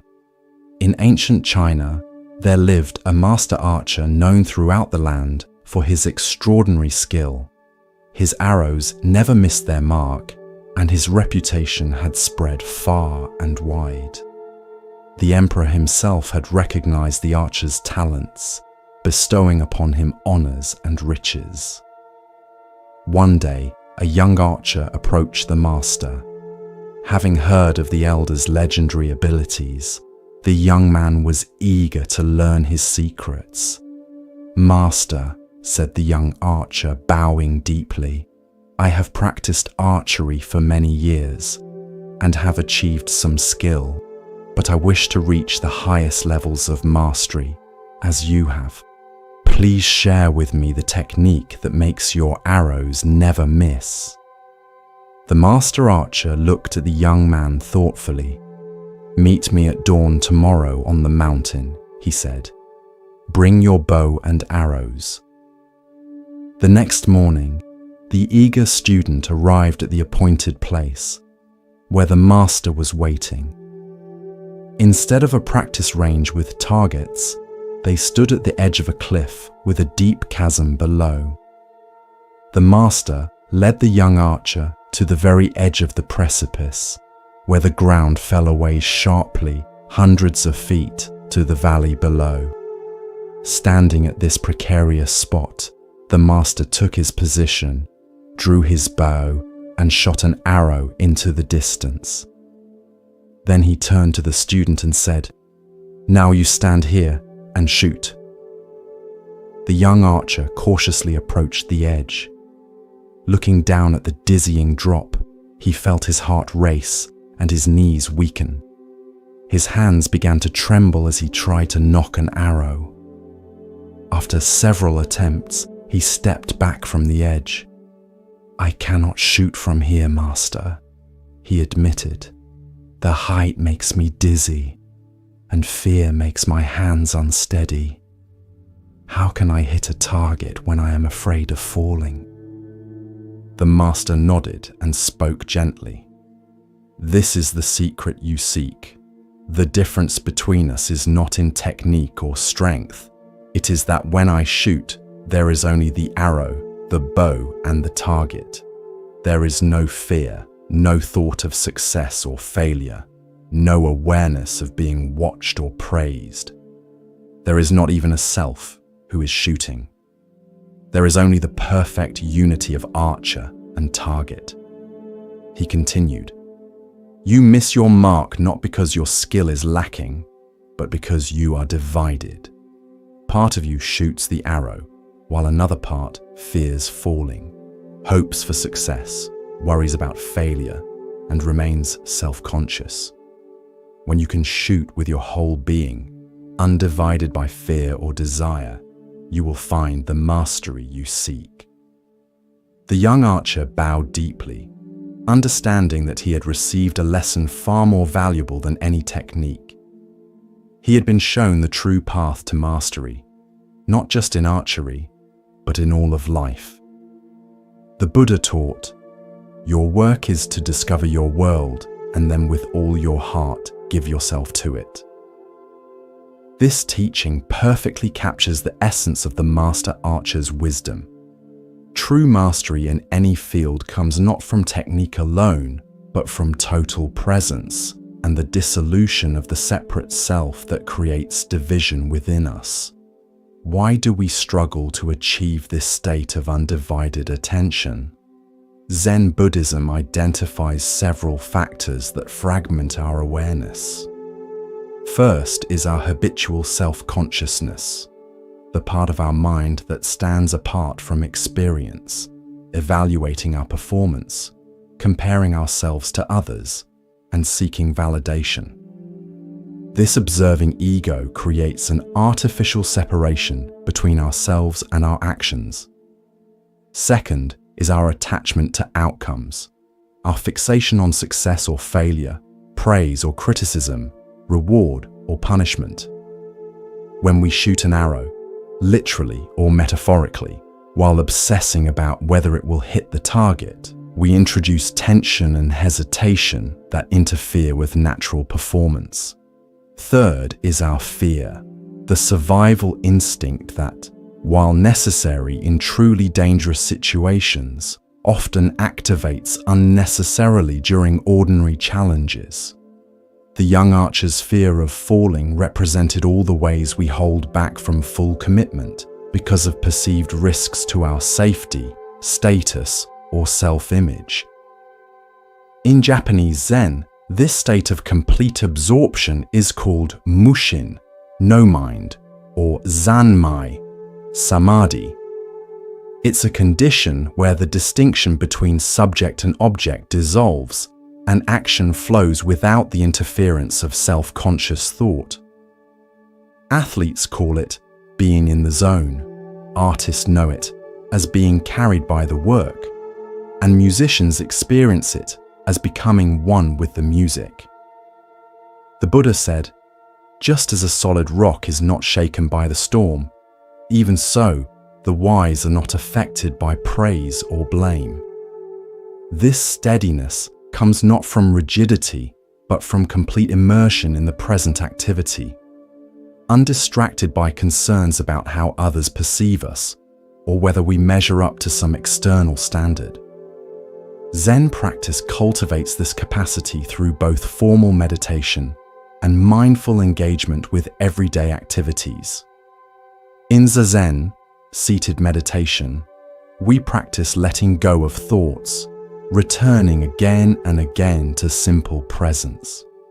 In activities like archery, calligraphy, tea ceremony, or martial arts, we train in bringing this same quality of undivided attention to action. In your own life, you've likely experienced moments of this complete absorption, perhaps while engaged in a sport, creating art, solving a challenging problem, or even during mundane activities like washing dishes or walking in nature. In these moments, the separate self temporarily dissolves, and we experience the joy of undivided presence. The Master Archer's lesson applies to everything we do. Whether you're having a conversation, working on a project, caring for a child, or preparing a meal, can you bring your whole being to the activity? Can you notice when you're divided, part of you present, while another part worries, plans, or judges? As the Buddha taught, there is no way to happiness. Happiness is the way. The satisfaction we seek is not in achieving results, but in the quality of presence we bring to each moment. Tonight, as you prepare for sleep, can you approach rest with the archer's undivided attention? Rather than trying to force sleep or worrying about getting enough rest, can you simply be with the experience of lying down, feeling the weight of your body on the bed, and following the natural rhythm of your breath? Remember the Buddha's words, "Peace comes from within." Do not seek it without. The tranquility you seek is available in the complete acceptance of this moment, just as it is.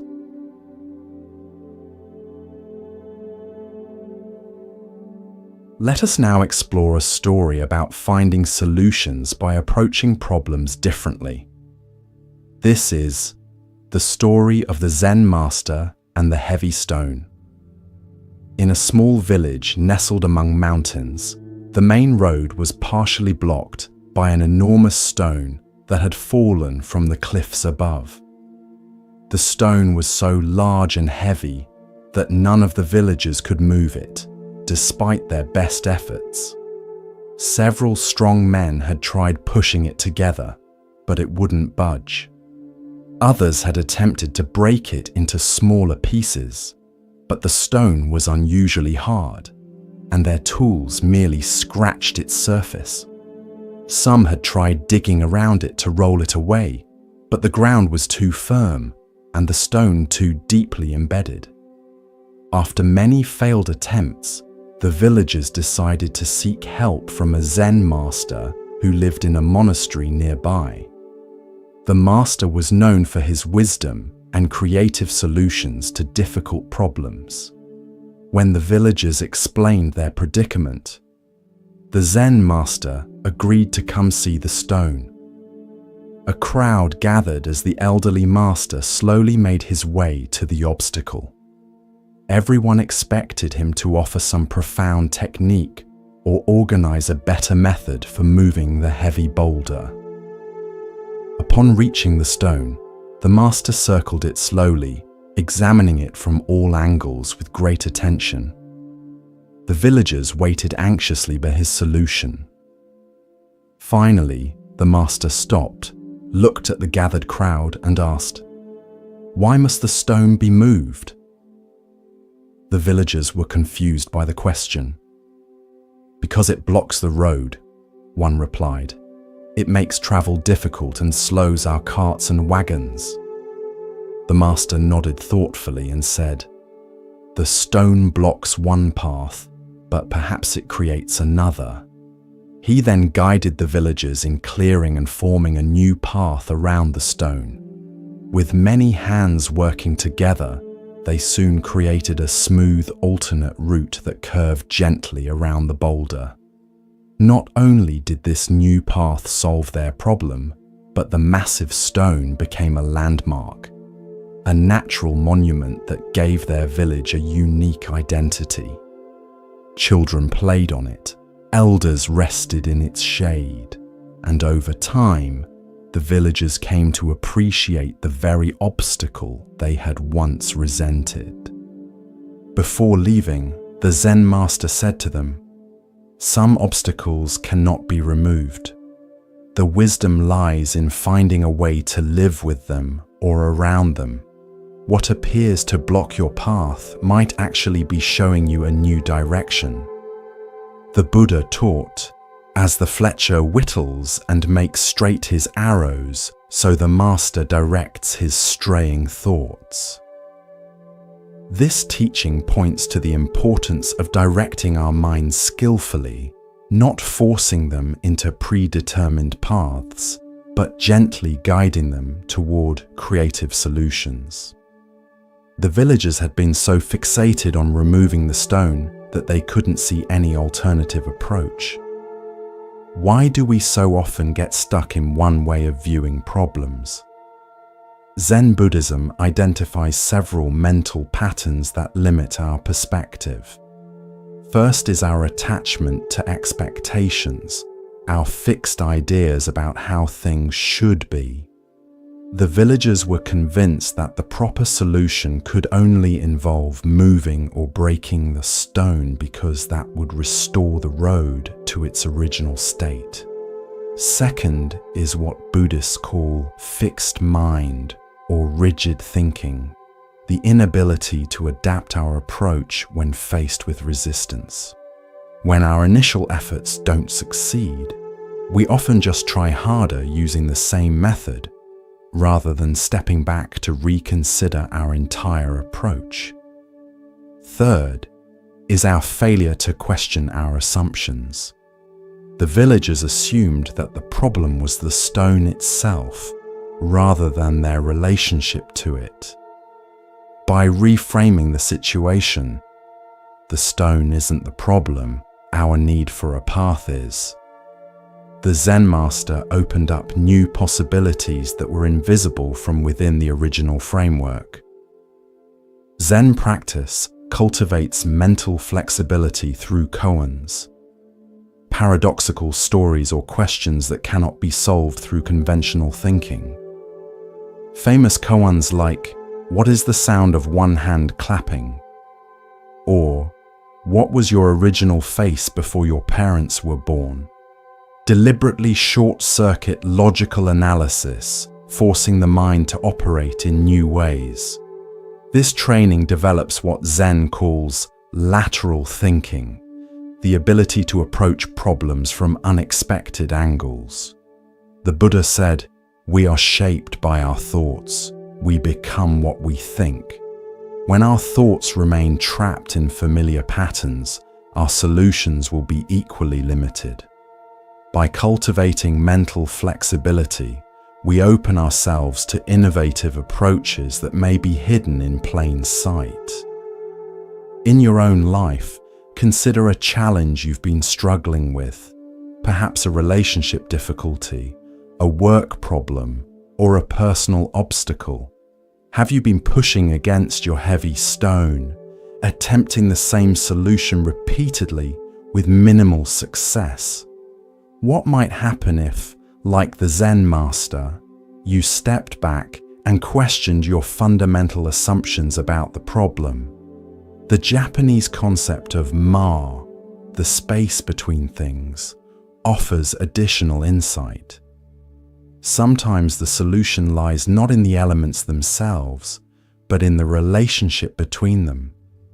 The villagers found their answer not in the stone or the road as separate entities, but in reconsidering how they could relate to each other. Tonight, as you reflect on challenges in your life, experiment with the Zen master's approach. Ask yourself, what if this obstacle isn't something to be removed, but something to be integrated? What new path might it be revealing? Remember the Buddha's teaching. No matter how hard the past, you can always begin again. Each moment offers a fresh opportunity to see with new eyes and discover solutions hidden beyond our usual perspective.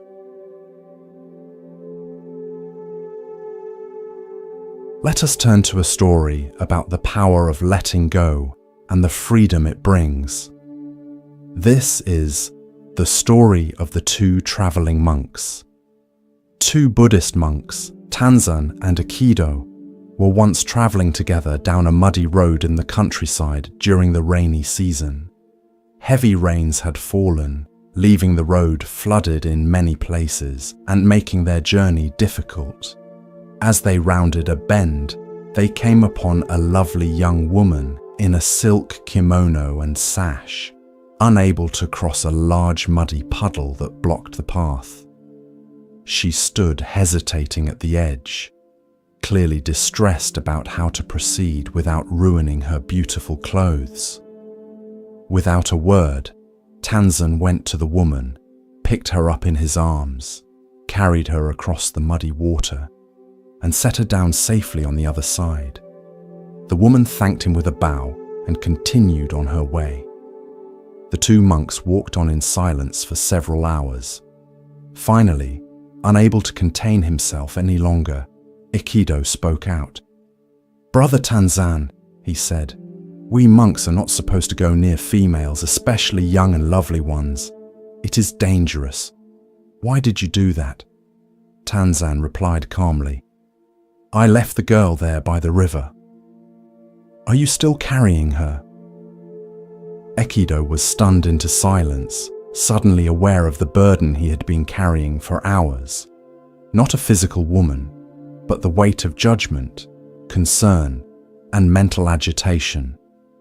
While Tanzan had responded to a momentary need with compassion and then returned fully to the present journey. Aikido had been dwelling on the incident long after it was over.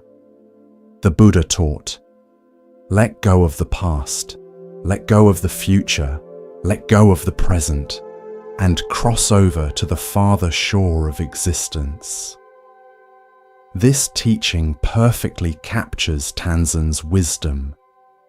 He understood that true freedom comes not from rigid adherence to external rules, but from maintaining internal freedom, the ability to respond appropriately to each situation and then move on without lingering attachment. Why do we, like Aikido, so often carry unnecessary mental burdens? Zen Buddhism identifies several factors that keep us clinging to what we should release. First is our tendency toward rumination, repeatedly thinking about past events we cannot change. This mental habit consumes energy that could be directed toward the present moment and often reinforces negative emotions like anger, guilt, or anxiety. Second is our attachment to rules over principles. Aikido was so focused on the letter of the monastic rule, avoiding contact with women, that he missed its spirit, cultivating purity of mind and intention. Tanzan, by contrast, understood that compassion sometimes requires breaking conventions, and that true purity lies in the absence of selfish desire, not in rigid rule following. Third is what Buddhists call papanka, mental proliferation or elaboration. One thought leads to another and another, creating complex narratives that exist only in our minds. Aikido's initial observation led to hours of internal commentary about propriety, risk, and his companion's behavior, all unnecessary and self-created suffering.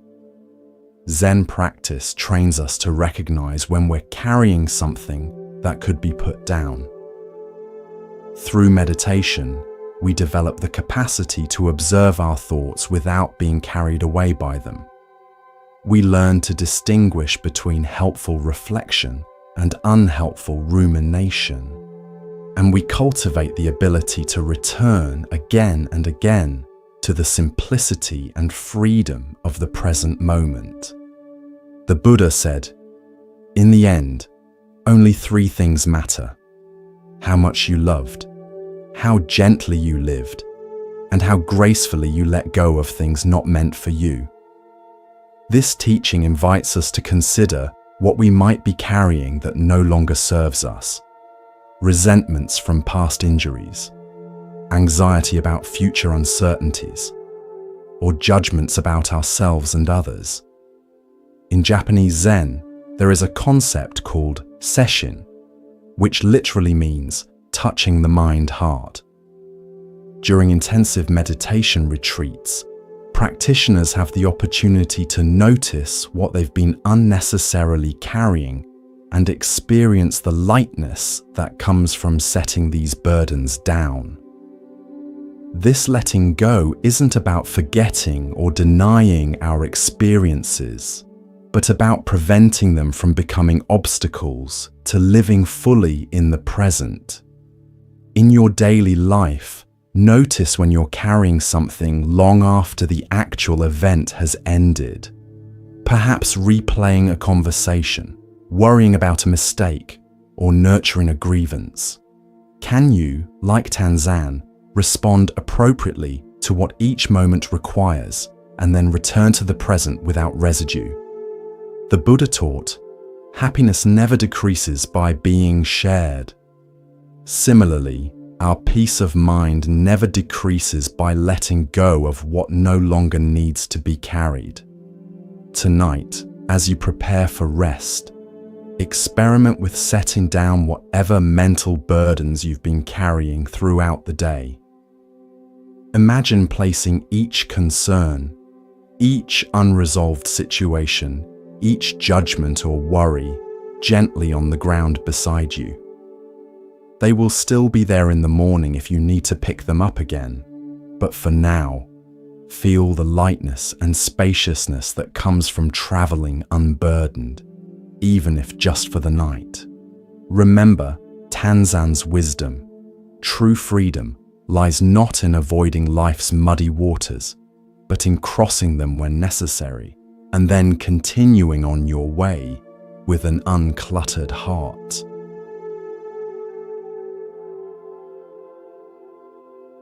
Let us explore a story about the power of inner silence.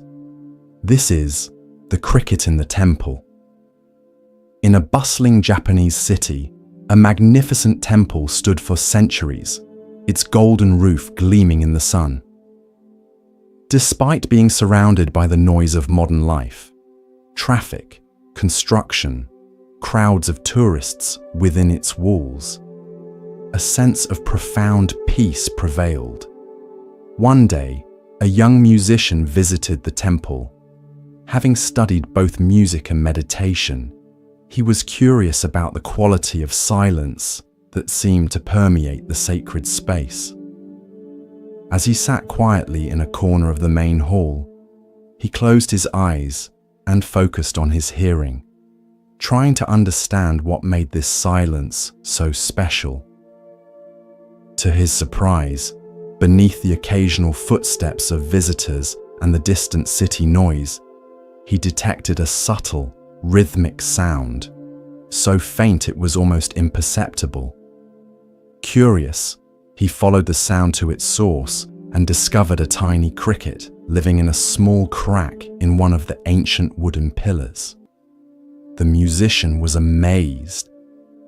How could such a tiny creature be heard in this vast space?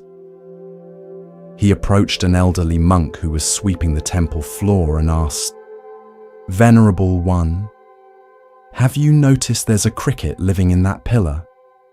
The old monk smiled. "Ah, you've heard our little friend. He has lived in the temple for many years. But how is it possible that such a tiny sound can be heard in this large temple, with all the noise from the city outside?" the musician asked. The monk put down his broom and gestured for the young man to follow him. He led the musician to the entrance of the temple and reached into his robe, pulling out a single coin. "Watch," he said. He dropped the coin onto the stone floor. At the sound of the coin falling, nearly every visitor in the crowded temple turned their heads to look. The monk turned to the puzzled musician. "People hear what they are listening for," he said gently. "The coin is no louder than the cricket, but everyone notices it because money speaks a language all are trained to hear. The cricket sings day and night, but few notice because they are not listening for such voices." He continued, "Those who quiet their inner noise can hear what others miss. Not just crickets, but the whispers of wisdom that speak constantly beneath the clamor of everyday life. True silence is not the absence of sound, but the presence of attention." The young musician bowed deeply, understanding that he had received a teaching far more valuable than any musical technique. He had been shown the difference between hearing and listening, between external quiet and true inner silence. The Buddha taught, "He who is patient is the greatest warrior." This teaching relates profoundly to our capacity for inner silence. The greatest battles are often fought not against external enemies, but against our own internal noise. The constant chatter of thoughts, judgments, desires, and fears that drown out the subtle wisdom available in each moment. Why do we struggle to hear the crickets in our lives? Zen Buddhism points to several factors that create inner noise. First is our conditioning to value certain inputs over others. Just as everyone noticed the falling coin but few heard the cricket, we're trained to pay attention to dramatic events, loud voices, and urgent demands while overlooking subtle experiences that might contain deeper truth.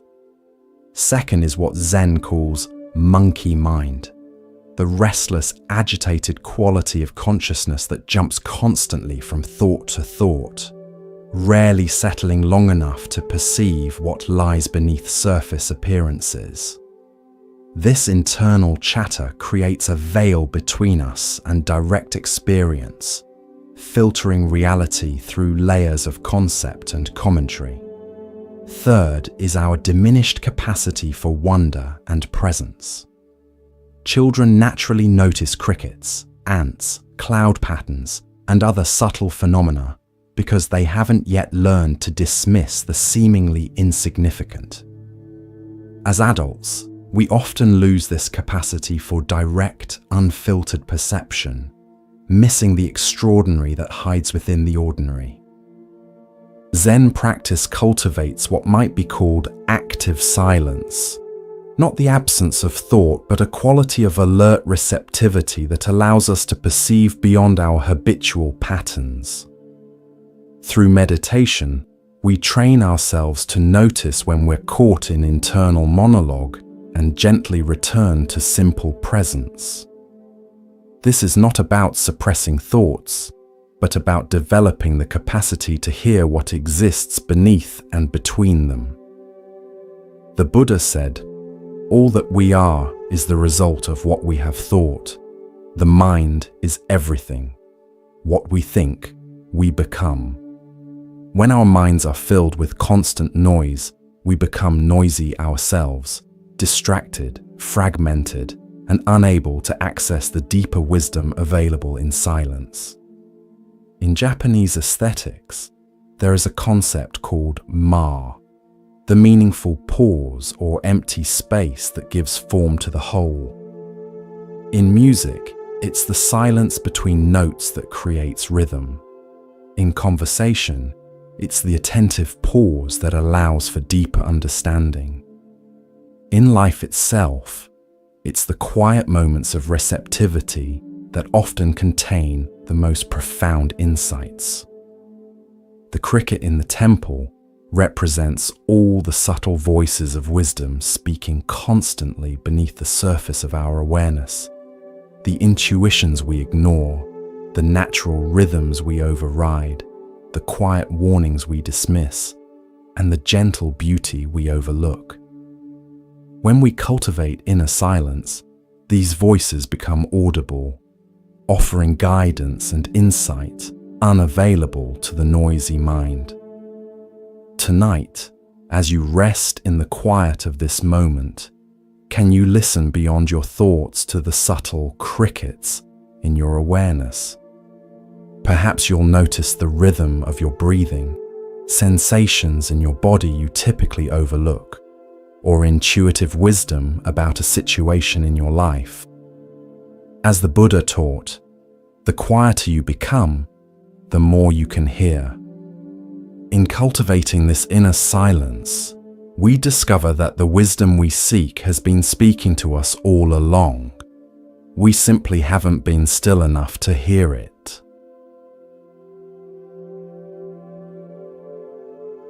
As we continue our journey through the wisdom of Zen Buddhism, let us explore a story that teaches us about the power of presence.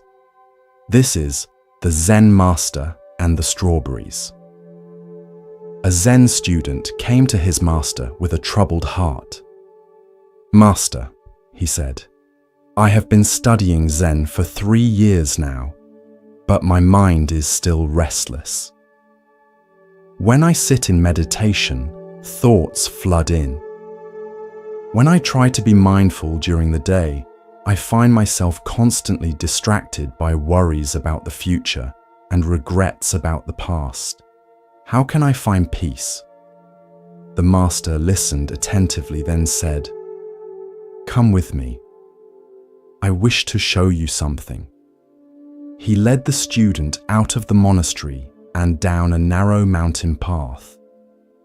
They walked in silence for nearly an hour until they came to a high cliff overlooking a breathtaking valley. Far below, a river wound its way through forests and meadows, glittering in the afternoon sun. The master gestured for the student to sit near the edge of the cliff. When they were both seated comfortably, the master reached into his robe and pulled out 2 perfectly ripe strawberries, placing one before each of them. "Eat," said the master, picking up his strawberry. The student, though confused by this seemingly trivial instruction in the face of his profound spiritual question, obeyed. He picked up the strawberry and bit into it. The flavor was extraordinary, sweet, tart, and intensely fragrant. He had eaten strawberries many times before, but somehow this one tasted different. As they ate in silence, the master observed the student's expression of surprised delight. When they had finished, the master spoke. "Tell me," he said, "while you were eating the strawberry, where was your mind?" The student reflected for a moment. "It was here," he realized. "I was completely absorbed in the taste of the strawberry." "And during those moments," the master continued, "were you troubled by thoughts of the past or future? Were you distracted by worries or regrets?" "No," the student said, understanding beginning to dawn. "There was only the strawberry." The master smiled. "This is the peace you seek. It is not found by eliminating thoughts or achieving some special state.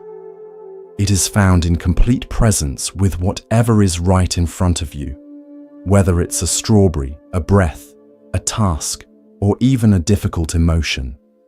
When you are fully present, past and future cannot touch you.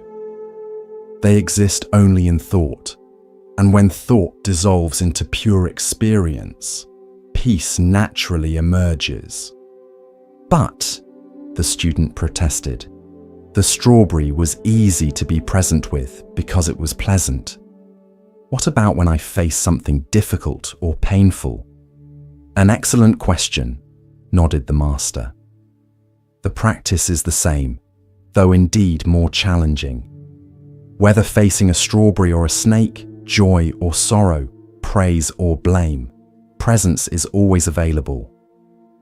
The nature of what you face changes, but the quality of awareness you bring to it need not change. This is the great freedom of Zen practice." The student bowed deeply, grateful for the teaching. From that day forward, he approached his practice differently. Rather than struggling to eliminate thoughts or achieve a peaceful state, he focused on bringing complete presence to each moment, each activity, each breath, finding, to his surprise, that the peace he had been seeking had been available all along in the most ordinary experiences of his life. The Buddha taught, "Do not dwell in the past, do not dream of the future, concentrate the mind on the present moment." This teaching points to the direct path to peace, not through escaping our current experience, but through fully inhabiting it. The strawberry represents any ordinary moment that, when met with complete presence, reveals itself as extraordinary. Why do we struggle so persistently with being present? Zen Buddhism identifies several patterns that pull us away from the now. First is our habitual time traveling, the mind's tendency to constantly swing between past and future, reviewing what has happened or anticipating what might occur. This mental movement is so constant that we barely notice it, yet it continuously removes us from direct experience. Second is our evaluation system, the mind's automatic sorting of experience into categories of pleasant, unpleasant, desirable, undesirable, important, unimportant. This constant evaluation creates a subtle resistance to what is actually happening, as we mentally reach for what we prefer and push away what we don't. Third is our search for special experiences. The belief that peace or happiness must come in a particular package with specific qualities that differ from our ordinary life.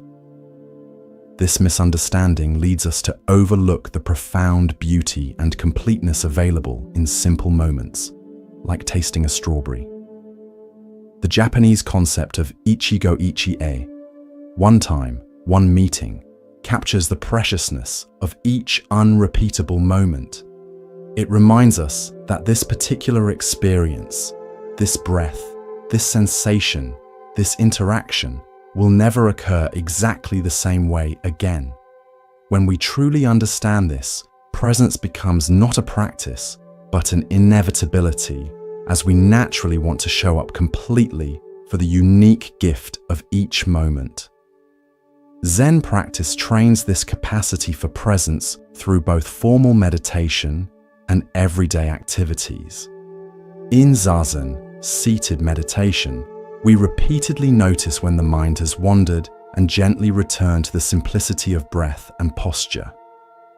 In daily life, activities like walking, eating, cleaning, or working become opportunities to practice the same return to presence.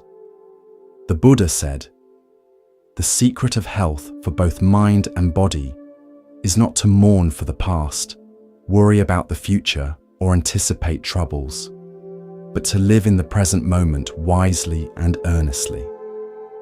This wisdom reminds us that presence is not merely a spiritual practice, but the foundation of well-being in all dimensions of life. Tonight, as you rest, can you bring the quality of strawberry eating presence to the experience of preparing for sleep?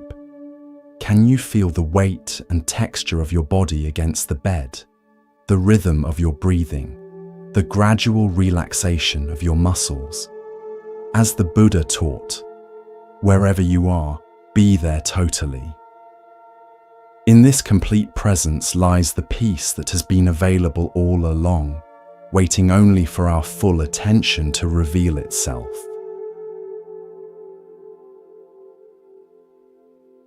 Let us now turn to a story about clearing away the obstacles to our true nature.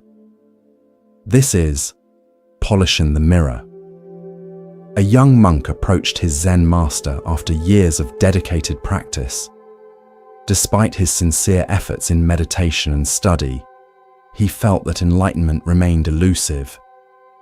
"Master," he asked with frustration evident in his voice, "I have been practicing diligently for 7 years now. I follow all the precepts. I meditate faithfully every day. I study the sutras with dedication. Yet I feel no closer to enlightenment than when I began. What am I doing wrong?" The old master looked at the monk with compassion.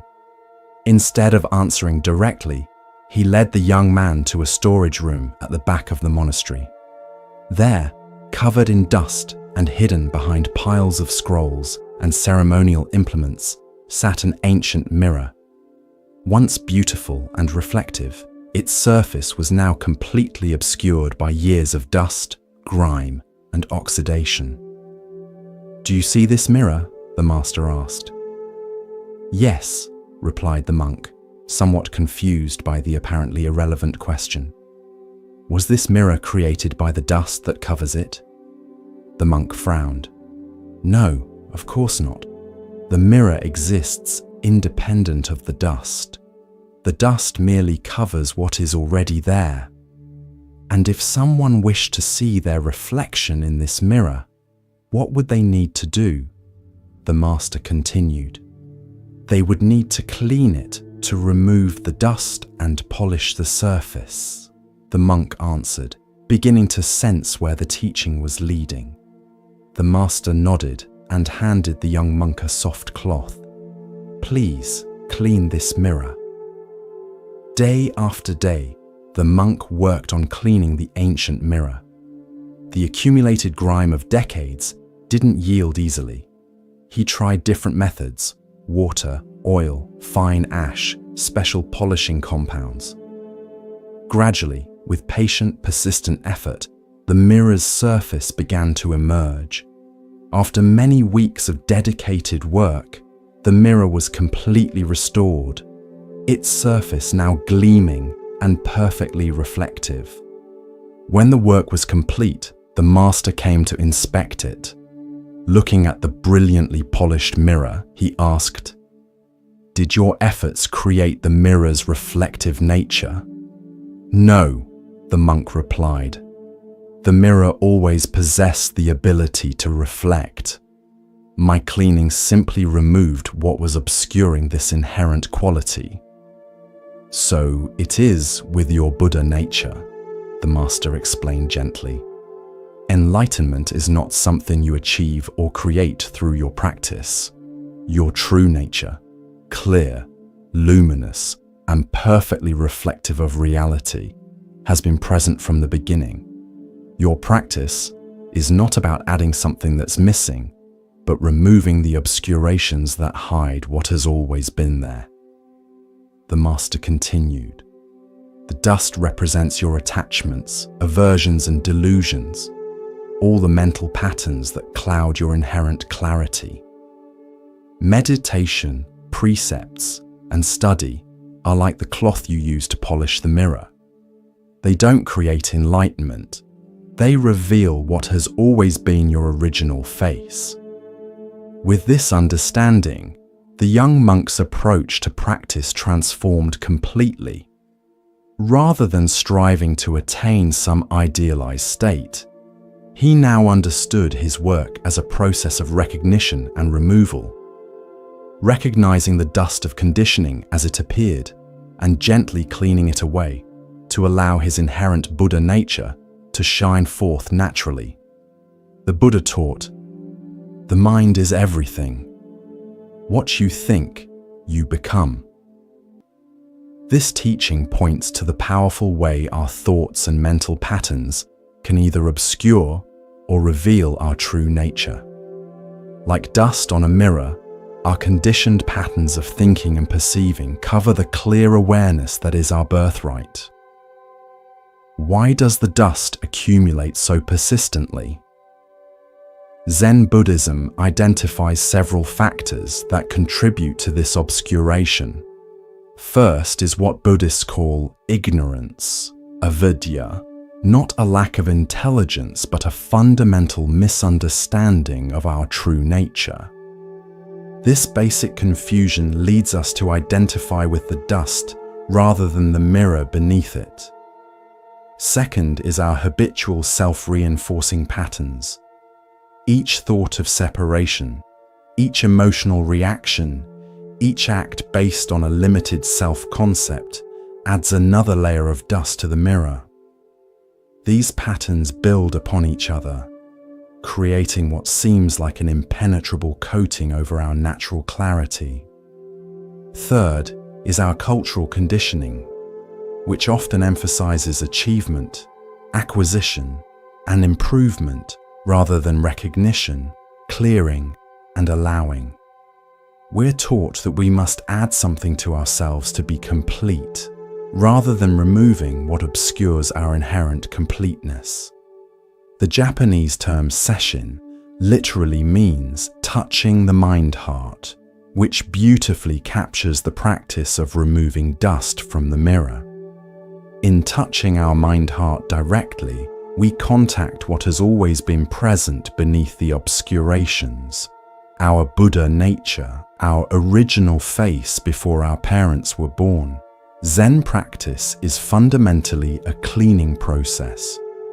Meditation trains us to recognize thoughts, emotions, and sensations as they arise, without being carried away by them.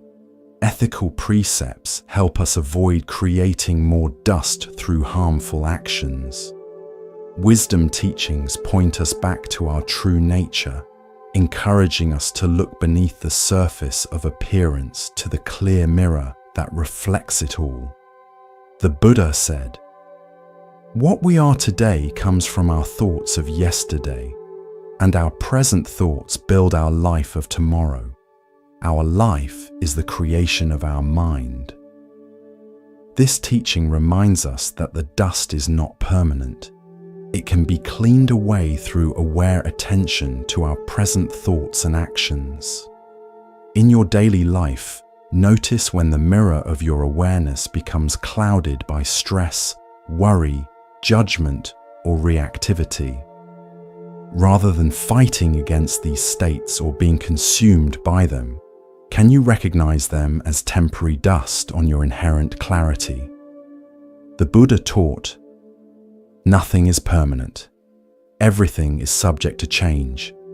Being is always becoming." This impermanence applies not only to external conditions, but to our internal states as well, including the dust that seems to obscure our clear nature. Tonight, as you prepare for rest, imagine the day's accumulated dust of thoughts, emotions, and experiences gently being wiped away, revealing the clear, reflective surface of your inherent awareness. As the Buddha said, "Look within, thou art the Buddha." The pristine mirror of your true nature has been present all along, waiting only for the patient, loving work of clearing away what obscures it.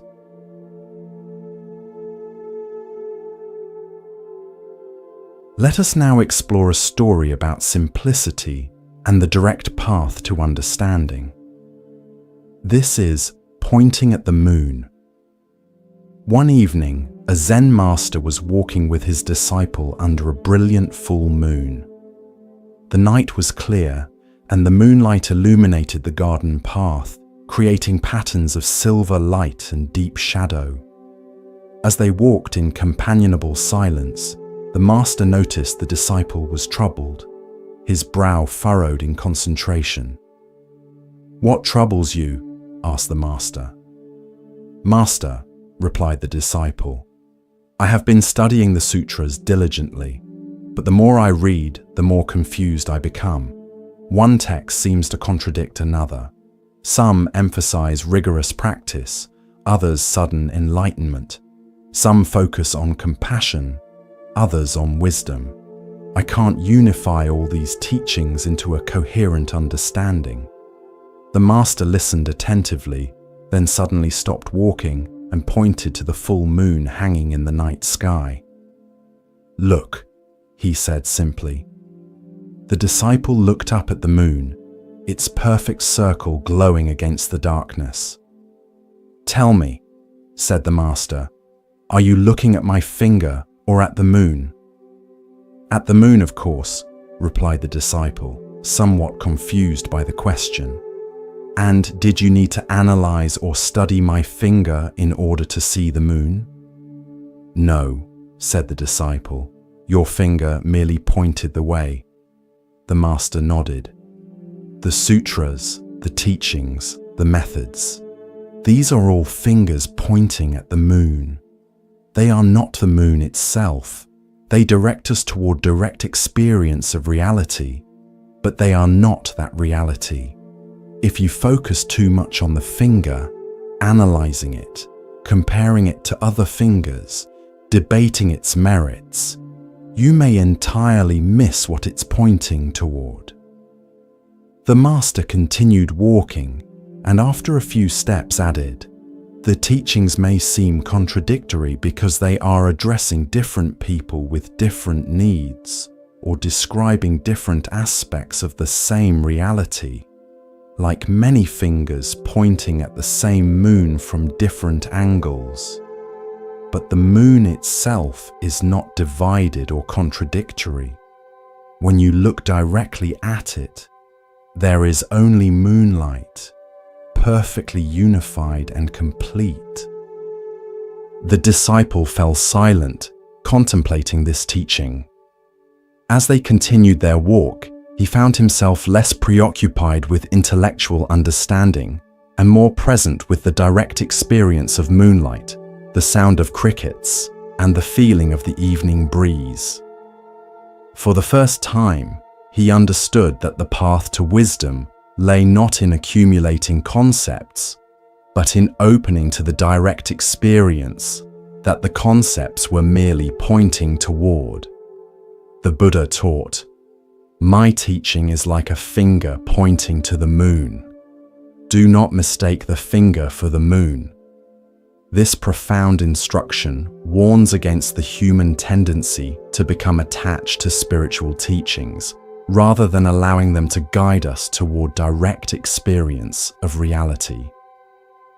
Why do we so readily confuse the finger for the moon? Zen Buddhism identifies several factors that lead to this common confusion. First is our deeply ingrained habit of conceptual thinking. From early childhood, we're trained to understand the world through concepts, categories, and abstractions. This conceptual overlay becomes so pervasive that we often mistake our mental maps for the territory they represent. Second is our cultural conditioning toward knowledge acquisition rather than experiential wisdom.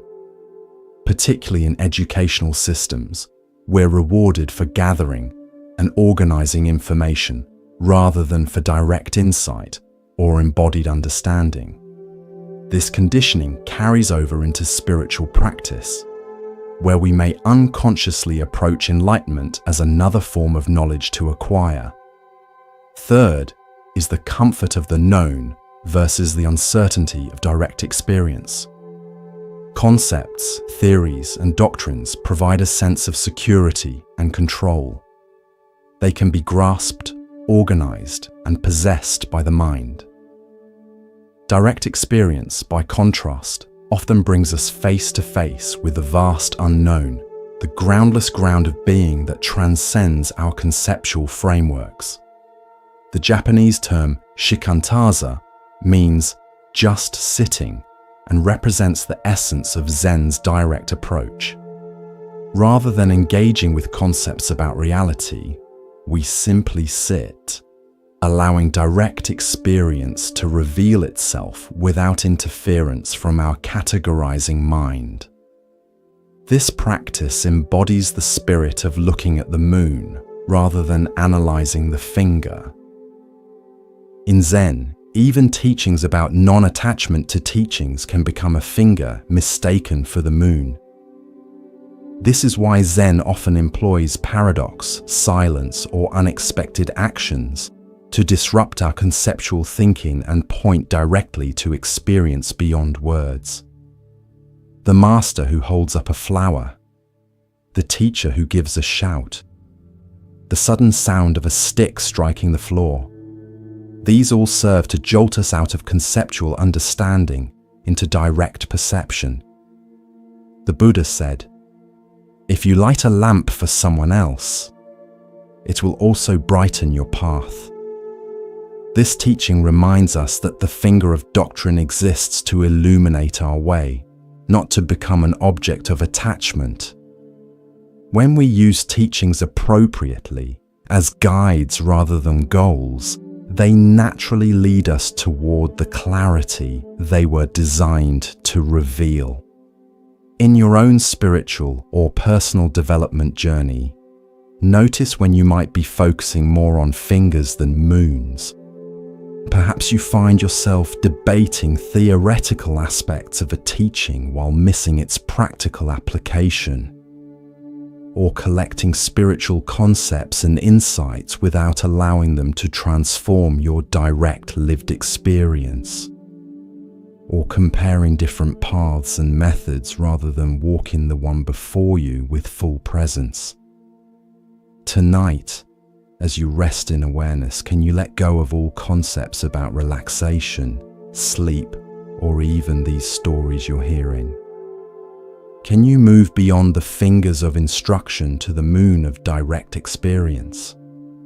As the Buddha taught, the whole path of mindfulness is this: whatever you are doing, be aware of it.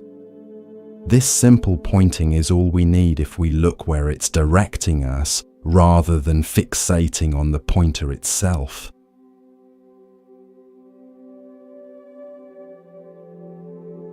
Let us now turn to a story about our relationship with challenges and obstacles.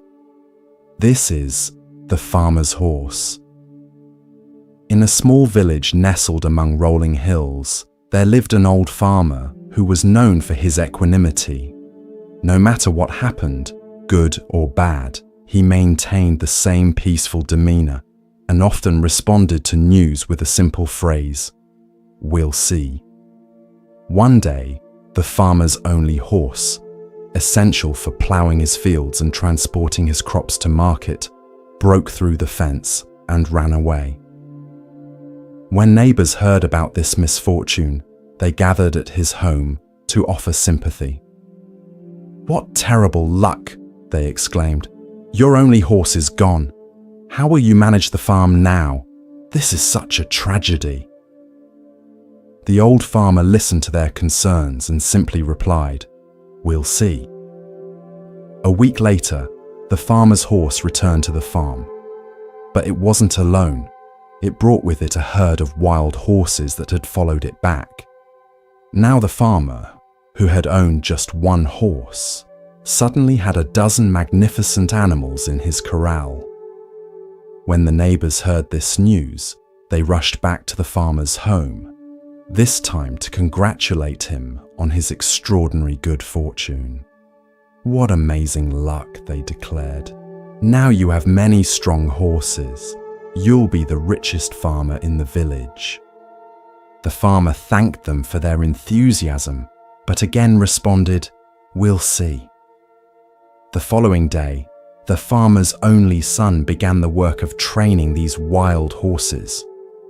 While attempting to break one particularly spirited stallion, he was thrown to the ground and broke his leg badly. The neighbors once again gathered, now offering condolences for this stroke of bad luck. "How unfortunate," they said. "Your son is injured and cannot help with the farm work. With the harvest coming, this is surely a disaster." As before, the old farmer acknowledged their concern, but replied, "We'll see." Within a week, military officials came to the village, conscripting all able-bodied young men to fight in a war that had just been declared against a neighboring kingdom. It was a dangerous conflict, and everyone knew that many of those taken would never return. Because of his broken leg, the farmer's son was passed over and allowed to remain home. The neighbors, whose sons had been taken away, came to the farmer in tears, expressing both their sorrow for themselves and their admiration for what now appeared to be the farmer's incredible good luck. The farmer listened compassionately to their mixed emotions and once again said simply, "We'll see." The Buddha taught, "Do not judge by appearances. Find the truth behind all form." This wisdom is perfectly embodied in the farmer's story. His consistent response of "we'll see" reflects a profound understanding that no event can be fully judged in isolation. Its meaning and impact continue to unfold within a complex web of causes and conditions. Why do we rush to categorize experiences as fortunate or unfortunate? Zen Buddhism points to our mind's habitual dualistic thinking. Its tendency to sort all experiences into binary categories like good, bad, desirable, undesirable, or helpful, harmful. This automatic sorting gives us a sense of orientation and control, but often prevents us from perceiving the complex, ever-changing nature of reality. The Japanese concept of fubaika refers to the mind that doesn't divide experiences into categories of like and dislike. It's a mind that remains open to the full spectrum of what unfolds without immediately filtering it through preferences. The farmer exemplifies this quality through his ability to hold each development with spacious awareness rather than reactive judgment. Zen master Thich Nhat Hanh teaches about interbeing, the profound interconnectedness of all phenomena. Nothing exists in isolation. Everything is related to everything else in countless ways. The farmer's story illustrates this principle clearly. The unfortunate loss of his horse led to the fortunate acquisition of many horses, which led to the unfortunate injury of his son, which led to the fortunate avoidance of military service. Each event flowed into the next in an unbroken stream of causes and effects. The Buddha said, "If we could see the miracle of a single flower clearly, our whole life would change." This teaching points to the depth and complexity present in even the simplest phenomena. When we truly perceive without the filter of our hasty judgments, we recognize that nothing is as simple as it first appears. Each experience contains multiple dimensions and carries potential for developments we cannot foresee. Zen practice cultivates this capacity for suspended judgment through mindfulness of our automatic reactions. We train ourselves to notice when the mind quickly labels an experience as good or bad, desirable or undesirable. By creating space around these immediate reactions, we develop the farmer's ability to meet life with an open "we'll see" rather than closed certainty. In practical terms, this approach doesn't mean becoming passive or indifferent. The farmer still took appropriate action at each stage, searching for his lost horse, helping his son heal, adapting to changing circumstances. But he did so without the additional suffering that comes from premature judgment and emotional reactivity. The Buddha taught, as rain falls equally on the just and the unjust, do not burden your heart with judgments, but rain your kindness equally on all. This teaching extends the farmer's equanimity toward all experiences to our treatment of all beings. When we suspend our rush to judgment, we create space for compassion to arise naturally. Tonight, as you reflect on recent events in your life that you've categorized as fortunate or unfortunate, can you hold them with the farmer's "we'll see" perspective? Can you recognize that the full meaning and impact of these experiences are still unfolding? As the Buddha said, nothing is permanent. Everything is subject to change. Being is always becoming. In this understanding lies the wisdom to meet life's continuous unfolding with equanimity and grace.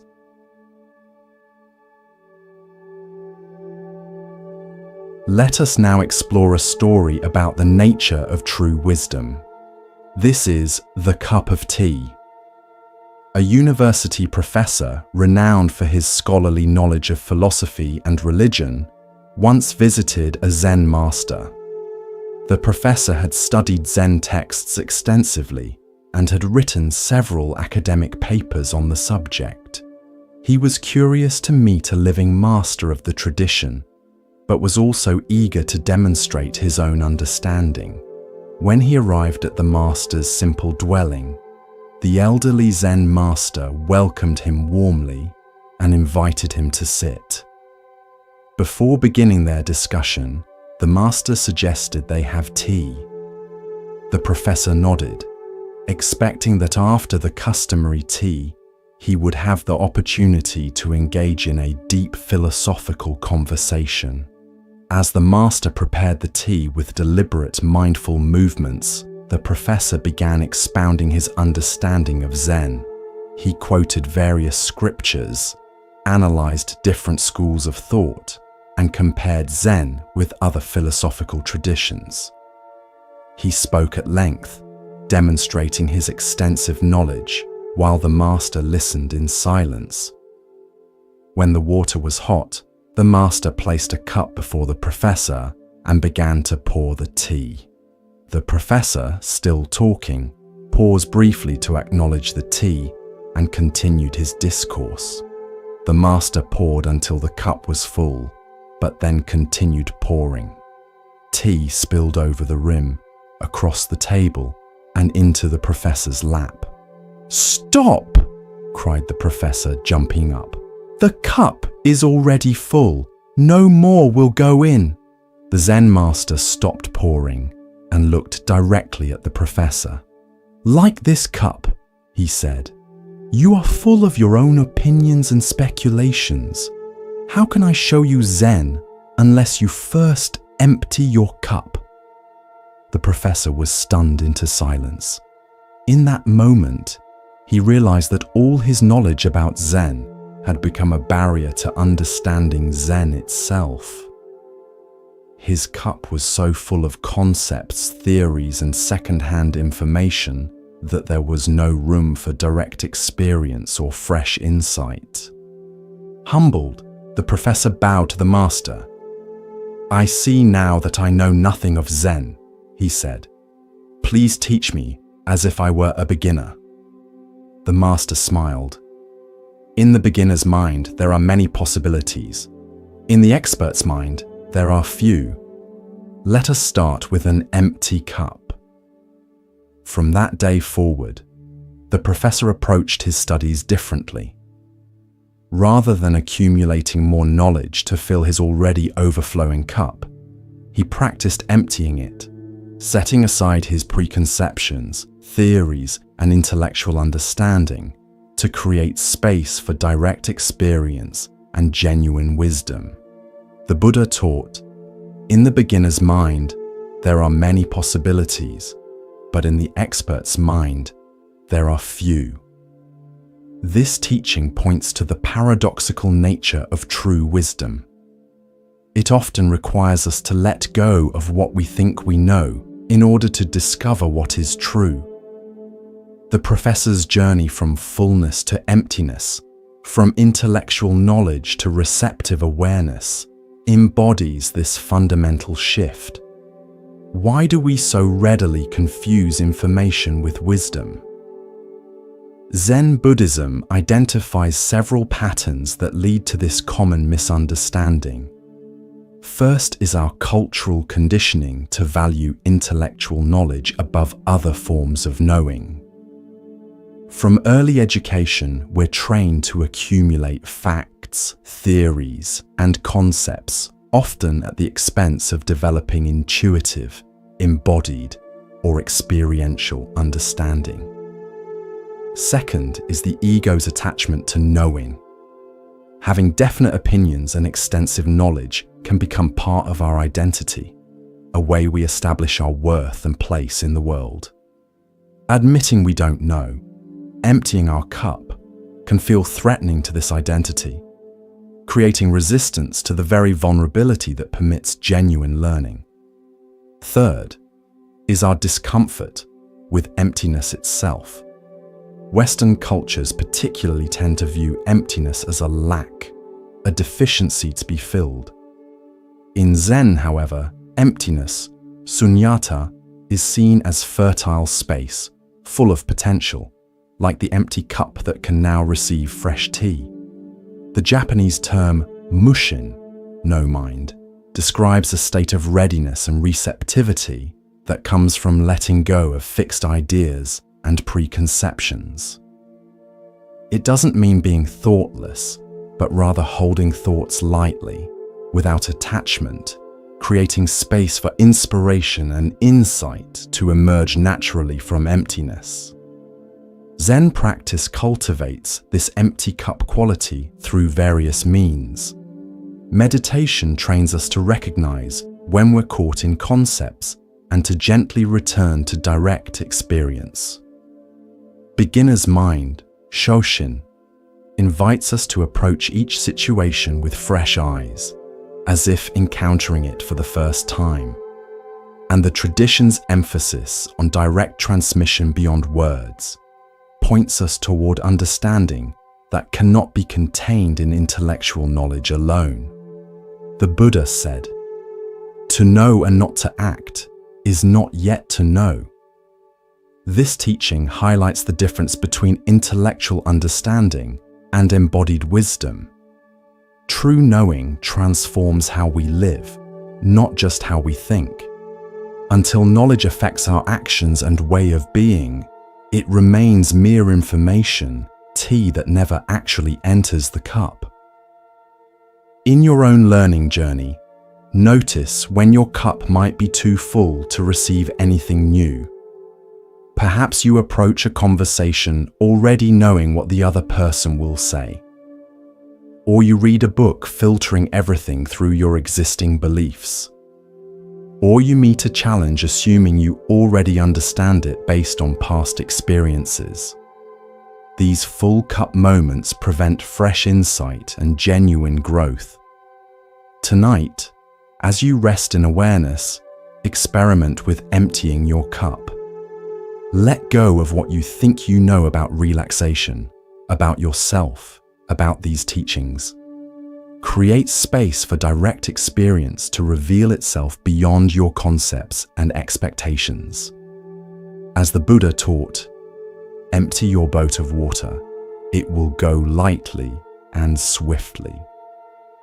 Similarly, when we empty our minds of fixed ideas and preconceptions, we move through life with greater ease, receptivity, and wisdom. Let us now turn to a story about perspective and the limitations of judgment. This is The Gate of Paradise. There once was a samurai warrior who was known throughout the land for his exceptional skill and unwavering dedication to the samurai code of honor. After years of loyal service to his lord, fighting many battles and gaining great renown, the samurai began to be troubled by deeper questions about life, death, and the ultimate meaning of his martial path.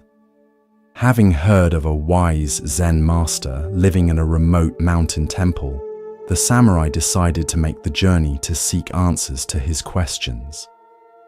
After many days of difficult travel, he finally arrived at the temple gate. The master, an elderly monk of small stature and simple appearance, came out to greet him. The samurai bowed slightly and introduced himself, listing his many accomplishments and titles with pride. Then he asked, "Master, I have come to inquire about heaven and hell. Can you tell me about these realms?" The Zen master looked up at the imposing warrior and suddenly burst into mocking laughter. "You call yourself a samurai," he said derisively.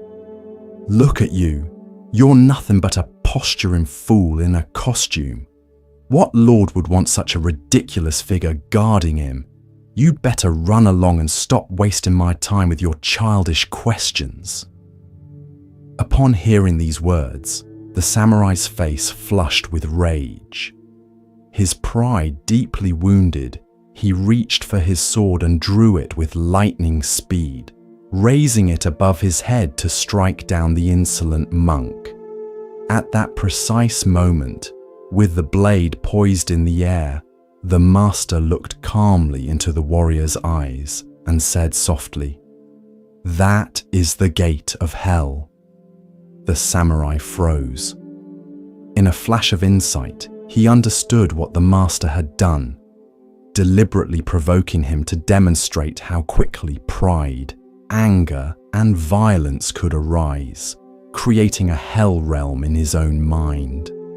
Humbled by this realization, the samurai slowly lowered his sword and sheathed it, bowing deeply to the master in gratitude for the profound teaching.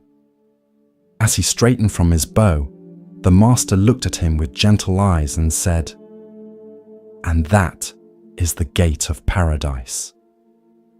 In that moment, the samurai understood that heaven and hell were not distant realms to be entered after death, but states created by his own mind in each moment through his choices, reactions, and awareness. The Buddha taught, "What we are today comes from our thoughts of yesterday, and our present thoughts build our life of tomorrow. Our life is the creation of our mind." This teaching illuminates the central insight of the samurai's experience, that states of suffering and freedom are generated from within through our reactions to circumstances rather than imposed from without. Why do we so readily create our own hell realms? Zen Buddhism identifies several habitual patterns that lead to this creation. First is our reactivity, the almost automatic way we respond to triggers with fixed patterns of emotion and behavior. The samurai's instant shift from pride to rage exemplifies this reactivity, showing how quickly a perceived insult can generate intense suffering. Second is our identification with self-image, our attachment to how we see ourselves and how we believe others should see us. The samurai's self-concept as an honorable, respected warrior made him vulnerable to the master's deliberate provocation. When this image was threatened, hell appeared immediately in the form of violent rage.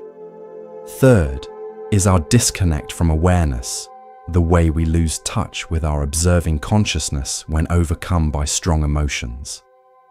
In his anger, the samurai temporarily forgot his deeper questions and spiritual aspirations, becoming completely identified with his reactive self.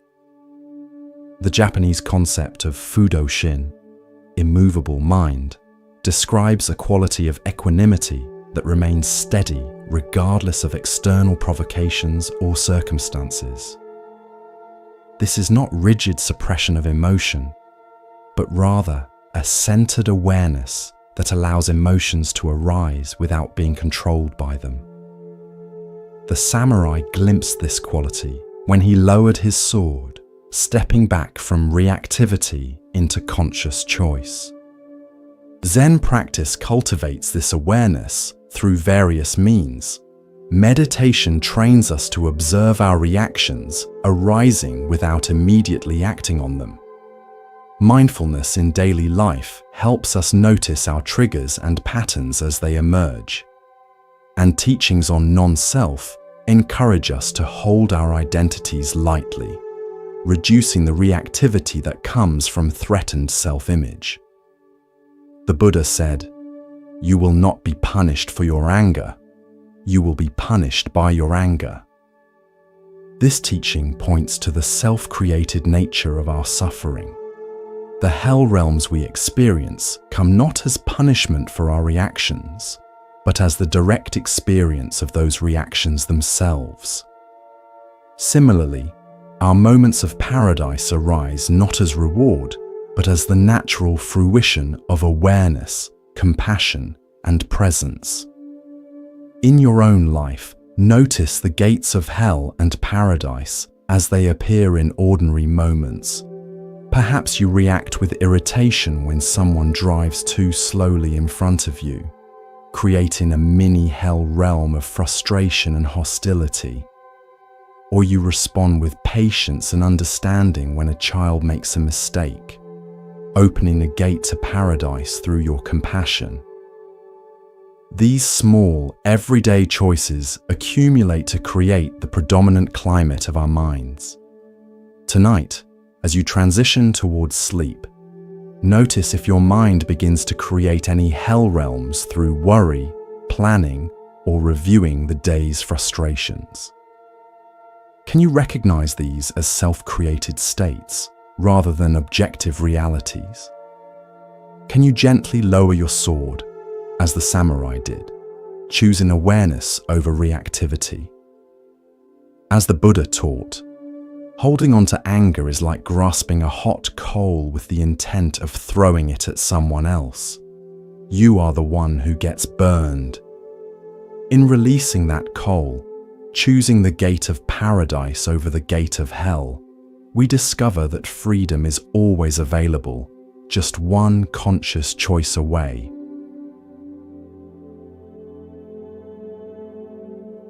Let us explore a story about finding wisdom through direct experience rather than external seeking. This is Ryokan's moon. In ancient Japan, there lived a Zen monk named Ryokan, who were known for his simple lifestyle and profound wisdom. He lived alone in a small hut on the mountainside, with few possessions and no luxuries. Yet despite this apparent poverty, his face always reflected a deep contentment and joy that many wealthier people envied. One evening, a thief broke into Ryokan's hut, only to find there was nothing of value to steal. Ryokan was meditating in the corner and heard the intruder searching through his few belongings. Recognizing what was happening, Ryokan spoke gently without turning around. "You have come a long way to visit me," he said, "and you should not return empty-handed. Please take my clothes as a gift." The thief was startled by this unexpected response, but took the monk's tattered robe and quickly fled the hut, confused by the strange encounter. Ryokan sat naked, watching through the window as the thief disappeared into the night. Looking up at the full moon illuminating the landscape, he sighed and said softly, "Poor fellow. I wish I could have given him this beautiful moon." This simple story reveals a profound truth about the nature of true wealth and the source of genuine happiness. While the thief sought material treasures, Ryokan had discovered something far more valuable: the capacity to appreciate the beauty of the moon, the richness of the present moment, and the freedom that comes from non-attachment to possessions. The Buddha taught, "Let us rise up and be thankful, for if we didn't learn a lot today, at least we learned a little. And if we didn't learn a little, at least we didn't get sick. And if we got sick, at least we didn't die. So, let us all be thankful." This teaching reflects Ryokan's perspective, finding contentment not in external acquisitions, but in the appreciation of what is already present and available. Why do we so often search for happiness in the wrong places? Zen Buddhism identifies several factors that lead us astray in our pursuit of fulfillment. First is our conditioning toward acquisition, the belief that accumulating more possessions, experiences, status, or achievements will lead to lasting satisfaction. This belief, reinforced by consumer culture, keeps us endlessly seeking outward instead of discovering the richness available within. Second is our failure to distinguish between pleasure and happiness. Pleasure comes from obtaining what we desire, but it's inevitably temporary and often followed by renewed craving. True happiness, by contrast, arises from our relationship to what is already present, our capacity to appreciate, engage, and find meaning regardless of external circumstances. Third is our overlooking of ordinary wonders. Like the thief who couldn't see the moon's beauty, we often miss the extraordinary gifts freely available in each moment. The miracle of breath, the beauty of nature, the warmth of connection, the capacity for awareness itself. Blinded by our fixation on what's lacking, we fail to notice the abundance that surrounds us.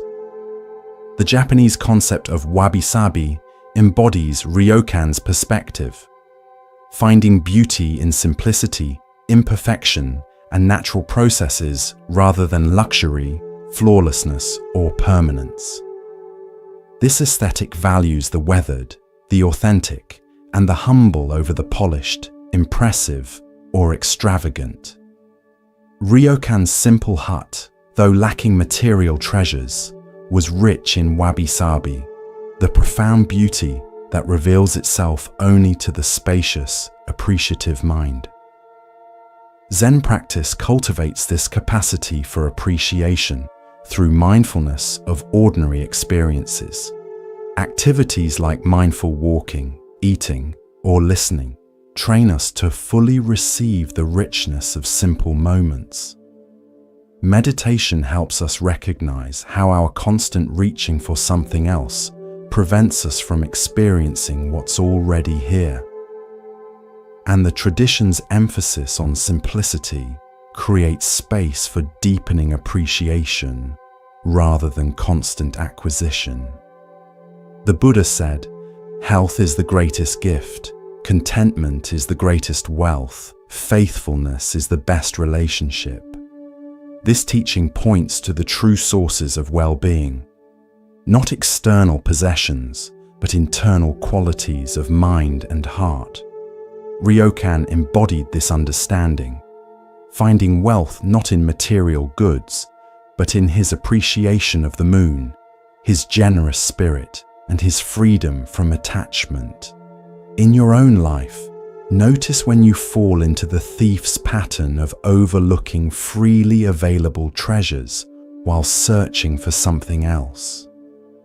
Perhaps you scroll through social media, feeling dissatisfied when the beauty of the present moment goes unnoticed, or you focus on what's missing in a relationship rather than appreciating what's being offered, or you postpone happiness until some future achievement while missing opportunities for joy right now. Tonight, as you rest in awareness, can you adopt Ryokan's perspective? Can you recognize the moon in your own life, the beauty, wonder, and richness that need no acquiring because they're already present? As the Buddha taught, the way is not in the sky, the way is in the heart. The contentment we seek is not found in what we can obtain, but in our capacity to appreciate what is freely given in each moment.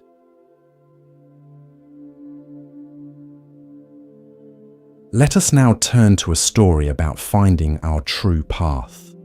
This is choosing the right boat. A young seeker once traveled to a riverside monastery known for its wise Zen masters.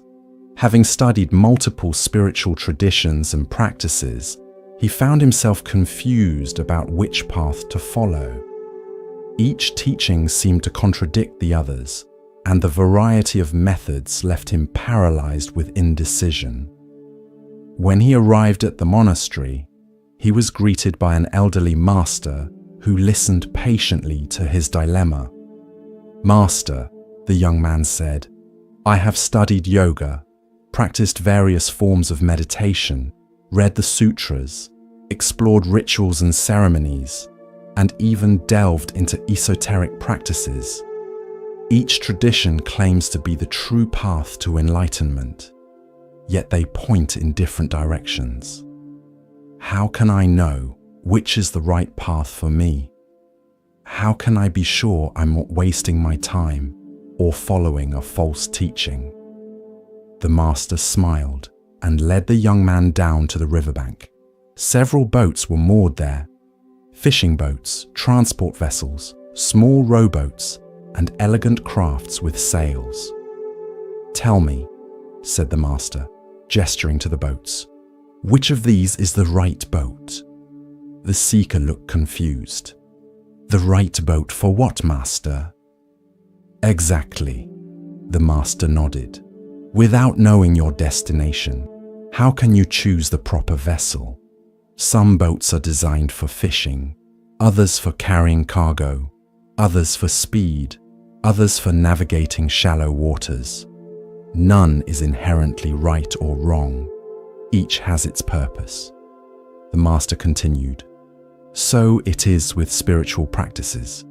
The question is not which path is universally right, but which serves your particular journey.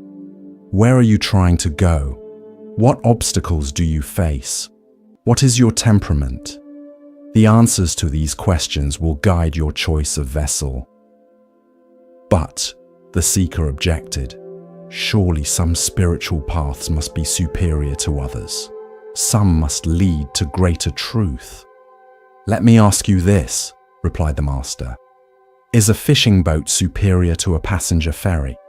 Or is a sailboat better than a rowboat? Each serves its purpose according to conditions and needs. The master picked up a small stone and tossed it into the river. All these boats share one essential purpose: to cross the water without sinking. Similarly, all genuine spiritual paths, despite their differences in method and emphasis, share a common aim: to free us from suffering and illusion, to awaken us to our true nature. The outer forms may differ greatly, but the inner essence converges. How then do I choose? Asked the young man. By knowing yourself, the master answered. Observe which teachings resonate deeply with you, which practices bear fruit in your life, which traditions feel like coming home. Trust your direct experience over abstract arguments. And remember that the boat is not the destination. It is a vehicle to carry you across. Once you reach the other shore, you won't need to carry the boat on your back. The seeker was silent for a time, taking in these words. Finally, he bowed to the master, understanding that his quest was not for the universally right path, but for the path that would serve his particular journey across the waters of life. The Buddha taught, I teach one thing and one thing only: suffering and the end of suffering. This teaching points to the pragmatic heart of spiritual practice, its effectiveness in liberating us from unnecessary anguish and awakening us to greater freedom and compassion. Like the boats in the story, different practices may take varying approaches, but their ultimate purpose converges on this essential aim. Why do we become so confused and conflicted about spiritual paths? Zen Buddhism identifies several factors that contribute to this common dilemma.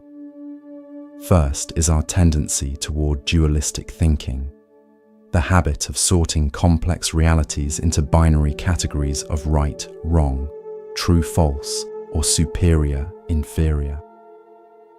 This either-or framework fails to honor the plurality of effective approaches to awakening.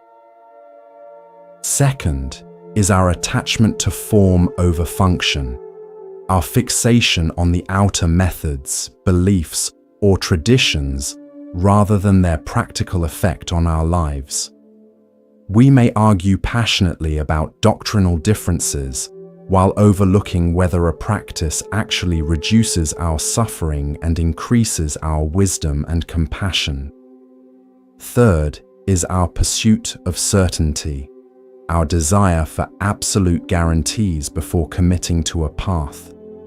This search for perfect certainty can prevent us from fully engaging with any practice long enough to experience its transformative potential. The Japanese concept of jiriki and tariki, self-power and other power, represents two fundamentally different approaches to spiritual practice, one emphasizing personal effort and discipline, the other surrendering to a power beyond the individual self. Rather than seeing these as contradictory, Zen wisdom recognizes that different temperaments and conditions may call for different approaches, or even a balance of both.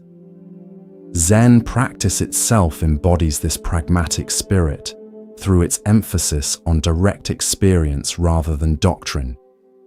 If you meet the Buddha on the road, kill him, is a famous Zen saying that warns against attachment to any fixed concept or authority, even the Buddha himself. True Dharma is found not in allegiance to external teachings, but in the direct realization of our own Buddha nature. The Buddha said, "Believe nothing, no matter where you read it or who said it, unless it agrees with your own reason and common sense." This teaching encourages us to test spiritual claims against our direct experience, rather than accepting them based on authority alone. Like choosing the right boat for our journey, selecting spiritual practices involves discerning what actually serves our particular needs and conditions. In your own spiritual or personal development journey, notice if you've been caught in confusion similar to the young seekers. Perhaps you've felt overwhelmed by conflicting spiritual teachings or personal growth methods, or you've worried about finding the one true path among many options. Or you've been reluctant to commit to a practice for fear of choosing the wrong one. Tonight, as you rest in awareness, can you connect with the wisdom of the boat metaphor? Can you sense which practices, teachings, or approaches have actually helped you cross the waters of confusion toward greater clarity and peace? As the Buddha taught, the whole path of mindfulness is this: whatever you are doing, be aware of it. This simple instruction reminds us that the most important quality of any spiritual approach is its capacity to awaken us to the present moment, the only place where genuine transformation can occur.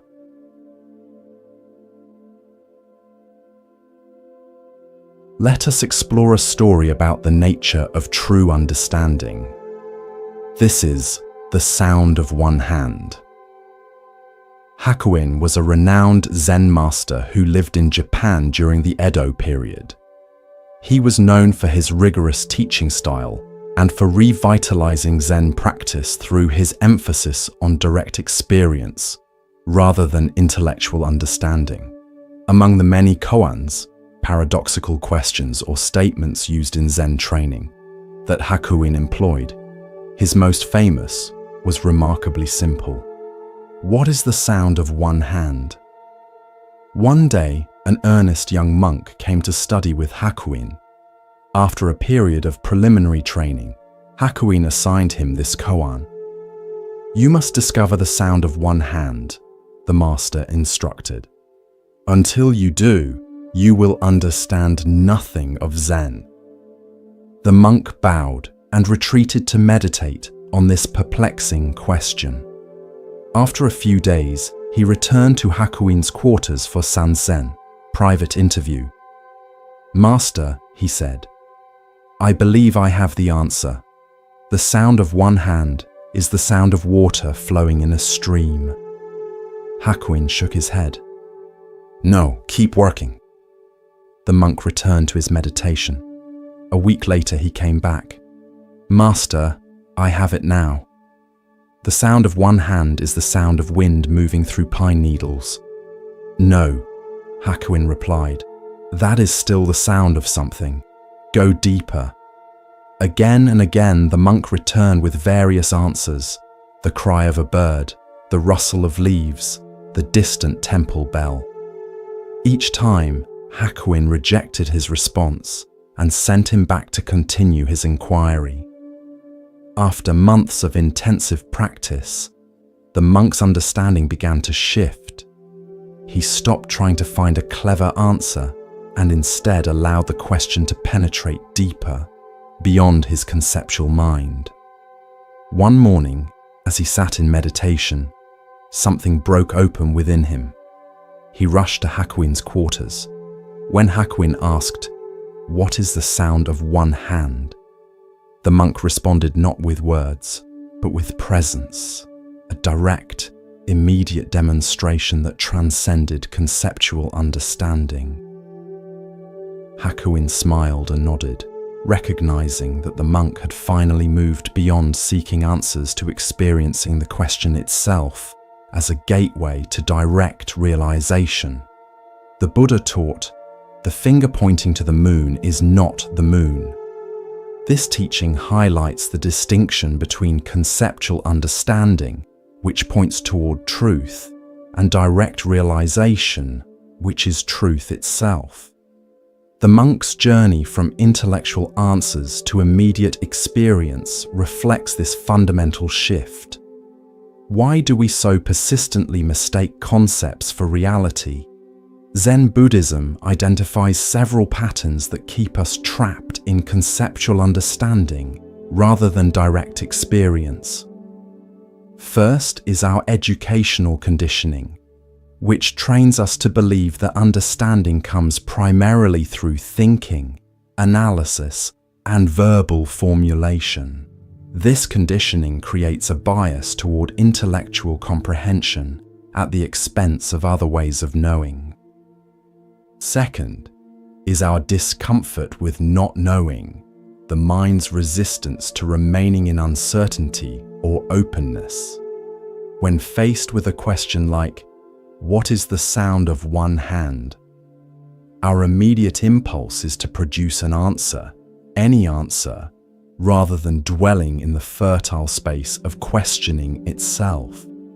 Third is our separation of knowing from being, our tendency to treat understanding as something we possess rather than something we embody. True Zen realization is not about having the right concept, but about becoming the understanding itself through direct experience. The Japanese term mu, literally nothing or non-being, is often used in Zen to cut through conceptual thinking. When a monk asked Master Joshu whether a dog has Buddha nature, Joshu famously replied, "Mu," not as a negative answer, but as a way of rejecting the very framework of the question. This use of mu exemplifies Zen's approach to transcending dualistic thinking through direct pointing. Koans like "the sound of one hand" are not philosophical puzzles to be solved, but devices for exhausting the conceptual mind and opening a doorway to direct experience. They deliberately challenge logical thinking, creating conditions where intellectual understanding must give way to a different mode of knowing. The Buddha said, "As a solid rock is not shaken by the wind, so the wise are not shaken by praise or blame."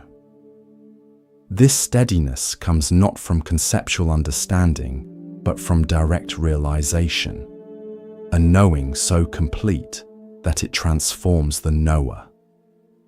While concepts can be easily shaken by counter-arguments, direct experience has a solidity that transcends logical debate. In your own life, notice the difference between conceptual knowledge and embodied understanding. Perhaps you know intellectually that life is impermanent, but this knowledge remains abstract until you experience the death of someone close to you. Or you understand the concept of mindfulness, but this understanding differs fundamentally from the direct experience of present moment awareness. Tonight, as you rest in awareness, can you allow yourself to move beyond concepts about relaxation or sleep into direct experience itself? Can you let go of what you think should happen and simply be with what is happening? As the Buddha taught, don't just do something, sit there. This instruction, which reverses our usual impulse toward activity, invites us into the direct experience that lies beyond our busy conceptualizing mind.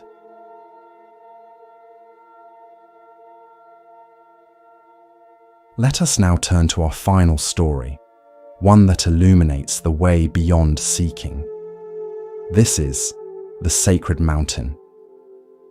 In ancient China, a young scholar named Li had devoted years to studying spiritual texts from various traditions. He had read countless sutras, memorized sacred verses, and debated with learned masters. Despite his extensive knowledge, he felt that something essential was missing, a direct experience of the truth these teachings pointed toward. Having heard that a great Zen master lived as a hermit on a sacred mountain, Li decided to make the difficult journey to seek the master's guidance. After many days of arduous travel through forests and up steep slopes, he finally reached the simple hut where the master lived. The old master welcomed him warmly and invited him to rest from his journey. After they had shared a simple meal, Li explained the purpose of his visit. "Master," he said, "I have studied the spiritual teachings extensively. I know the doctrines and philosophies, but I feel I am missing the essence. I have come to ask, what is the ultimate truth? What is the final goal of all spiritual seeking? What is enlightenment?" The master looked at him with kind eyes and said, "Before I answer, would you like some tea?" Li nodded, and the master rose to prepare it. While the water was heating, the master asked, "Tell me, what did you notice as you climbed the mountain to reach my hut?" Li thought for a moment. "Well, the path was steep and difficult. There were many rocks and roots that made climbing challenging. Sometimes I had to rest to catch my breath." "And did you notice anything else?" the master inquired. "There were beautiful pine trees and colorful wildflowers along the way," Li added. "At one point I crossed a stream with incredibly clear water, and occasionally there were gaps in the trees that revealed breathtaking views of the valleys below." "I see," said the master, pouring the tea. "And now that you are here, what do you expect to find?" Li hesitated. "I'm not sure exactly. Some profound teaching or experience that will finally make everything clear. The ultimate truth that all the texts point toward, but never quite reveal." The master handed Li a cup of tea and sat down beside him at the entrance to the hut. From this vantage point, they could see the magnificent landscape, mountains rising in the distance, clouds drifting across the vast sky, birds soaring on thermal currents. After they had sipped their tea in silence for some time, the master spoke. "The ultimate truth you seek was present in every step of your journey, in the effort of your climbing, in the beauty you observed, in the challenges you faced. It is here now in this cup of tea, in the mountains before us, in the space of awareness in which all these experiences arise." He continued, "There is nothing to attain beyond what is already present. Enlightenment is not some special state separate from your ordinary experience. It is seeing the extraordinary within the ordinary, recognizing the sacred nature of each moment." The master gestured toward the panorama before them. "This mountain you call sacred is no more sacred than the ground where your home stands. These trees are no more special than those growing in your village. This moment is no different in its essential nature from every other moment of your life." Li looked confused. "Then why did I need to make this difficult journey? Why do we study and practice at all?" The master smiled. "The journey was necessary not because the truth is hidden on this mountain, but because you believed it was. Sometimes we must exhaust our seeking before we can recognize what has never been absent. The spiritual path is not about finding what is missing, but about seeing what is already here." As they continued to sit in the quiet beauty of the mountain evening, Li began to understand. The truth he had been seeking was not hidden in esoteric teachings or special experiences, but in the direct, unfiltered encounter with life itself, just as it is in all its ordinary marvel. The Buddha taught, if we could see the miracle of a single flower clearly, our whole life would change. This teaching points to the radical shift in perception that occurs when we stop overlooking the ordinary and recognize the profound nature of what is already present.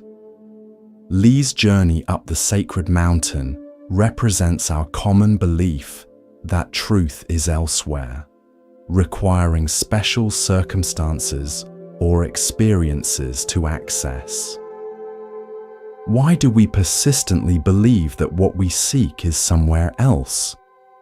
Zen Buddhism identifies several patterns that maintain this illusion. First is our tendency toward idealization, our creation of perfect mental images of enlightenment, peace, or fulfillment that we then compare unfavorably with our present experience. This comparison guarantees dissatisfaction with what is already here. Second is what Buddhists call spiritual bypassing, using spiritual ideas or practices to avoid direct engagement with the messy, challenging aspects of ordinary life. By placing truth on a distant mountain, we create a convenient excuse for not finding it in our everyday circumstances. Third is our culturally reinforced habit of postponement, the belief that fulfillment is always in the future, after we achieve something, acquire something, or become something.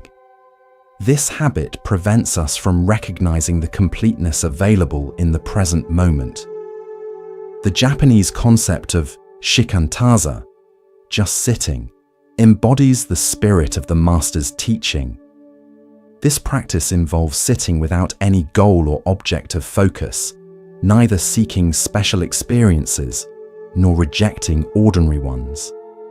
It's a radical affirmation that this moment, exactly as it is, contains everything needed for awakening.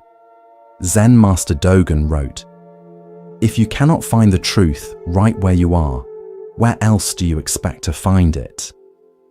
This teaching challenges our assumption that truth, peace, or enlightenment exists somewhere other than here, in a time other than now, or in an experience other than this.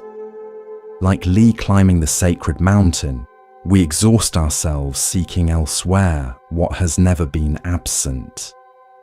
The Buddha said, "It is in the nature of things that joy arises in a person free from remorse." This teaching points to the natural emergence of well-being when we stop creating division between where we are and where we think we should be. The cessation of seeking doesn't leave emptiness, but reveals the fullness that seeking obscured. In your own life, notice when you fall into the pattern of believing that what you seek is elsewhere.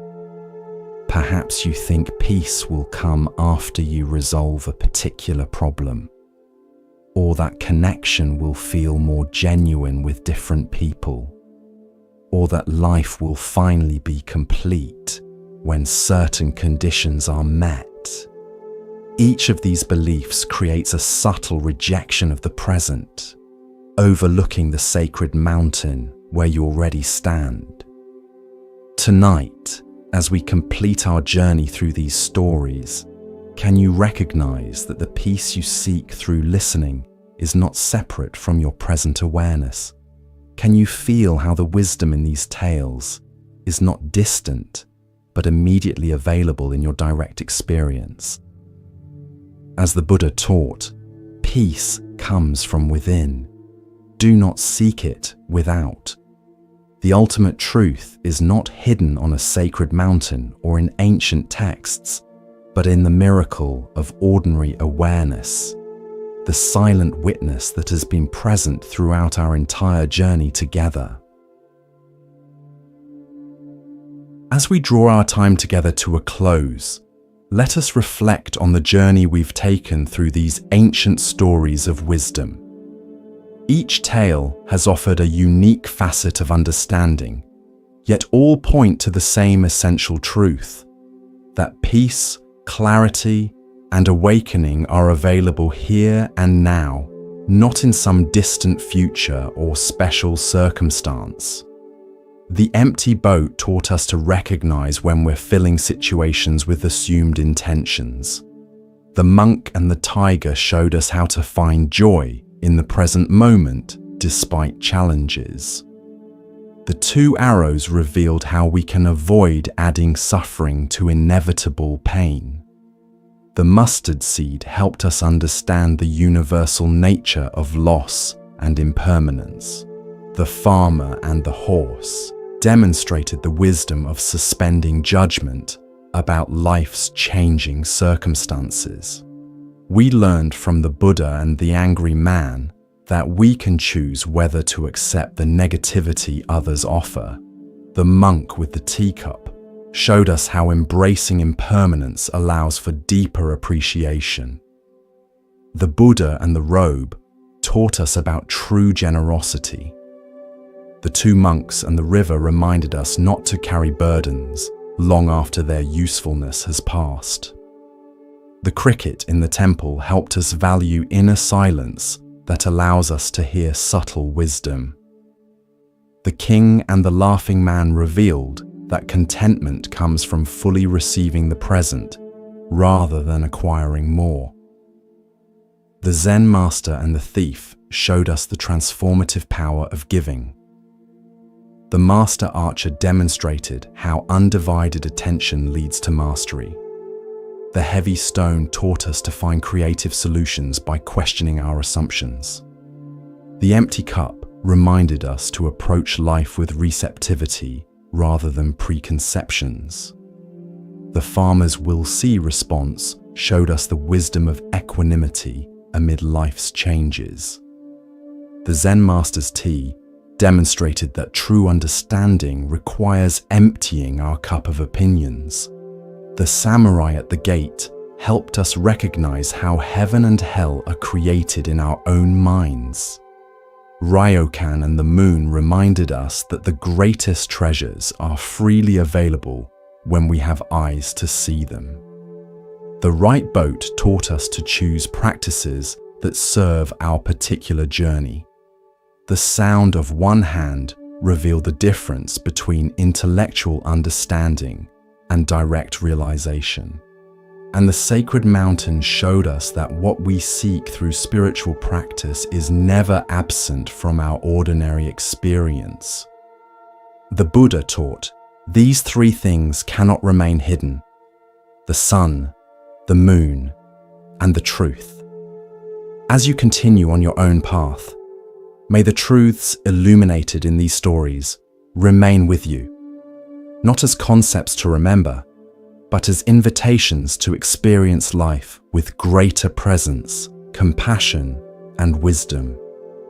Thank you for sharing this journey. From Moon Mind Temple, may you rest peacefully, waking refreshed and carrying these ancient teachings into the light of a new day.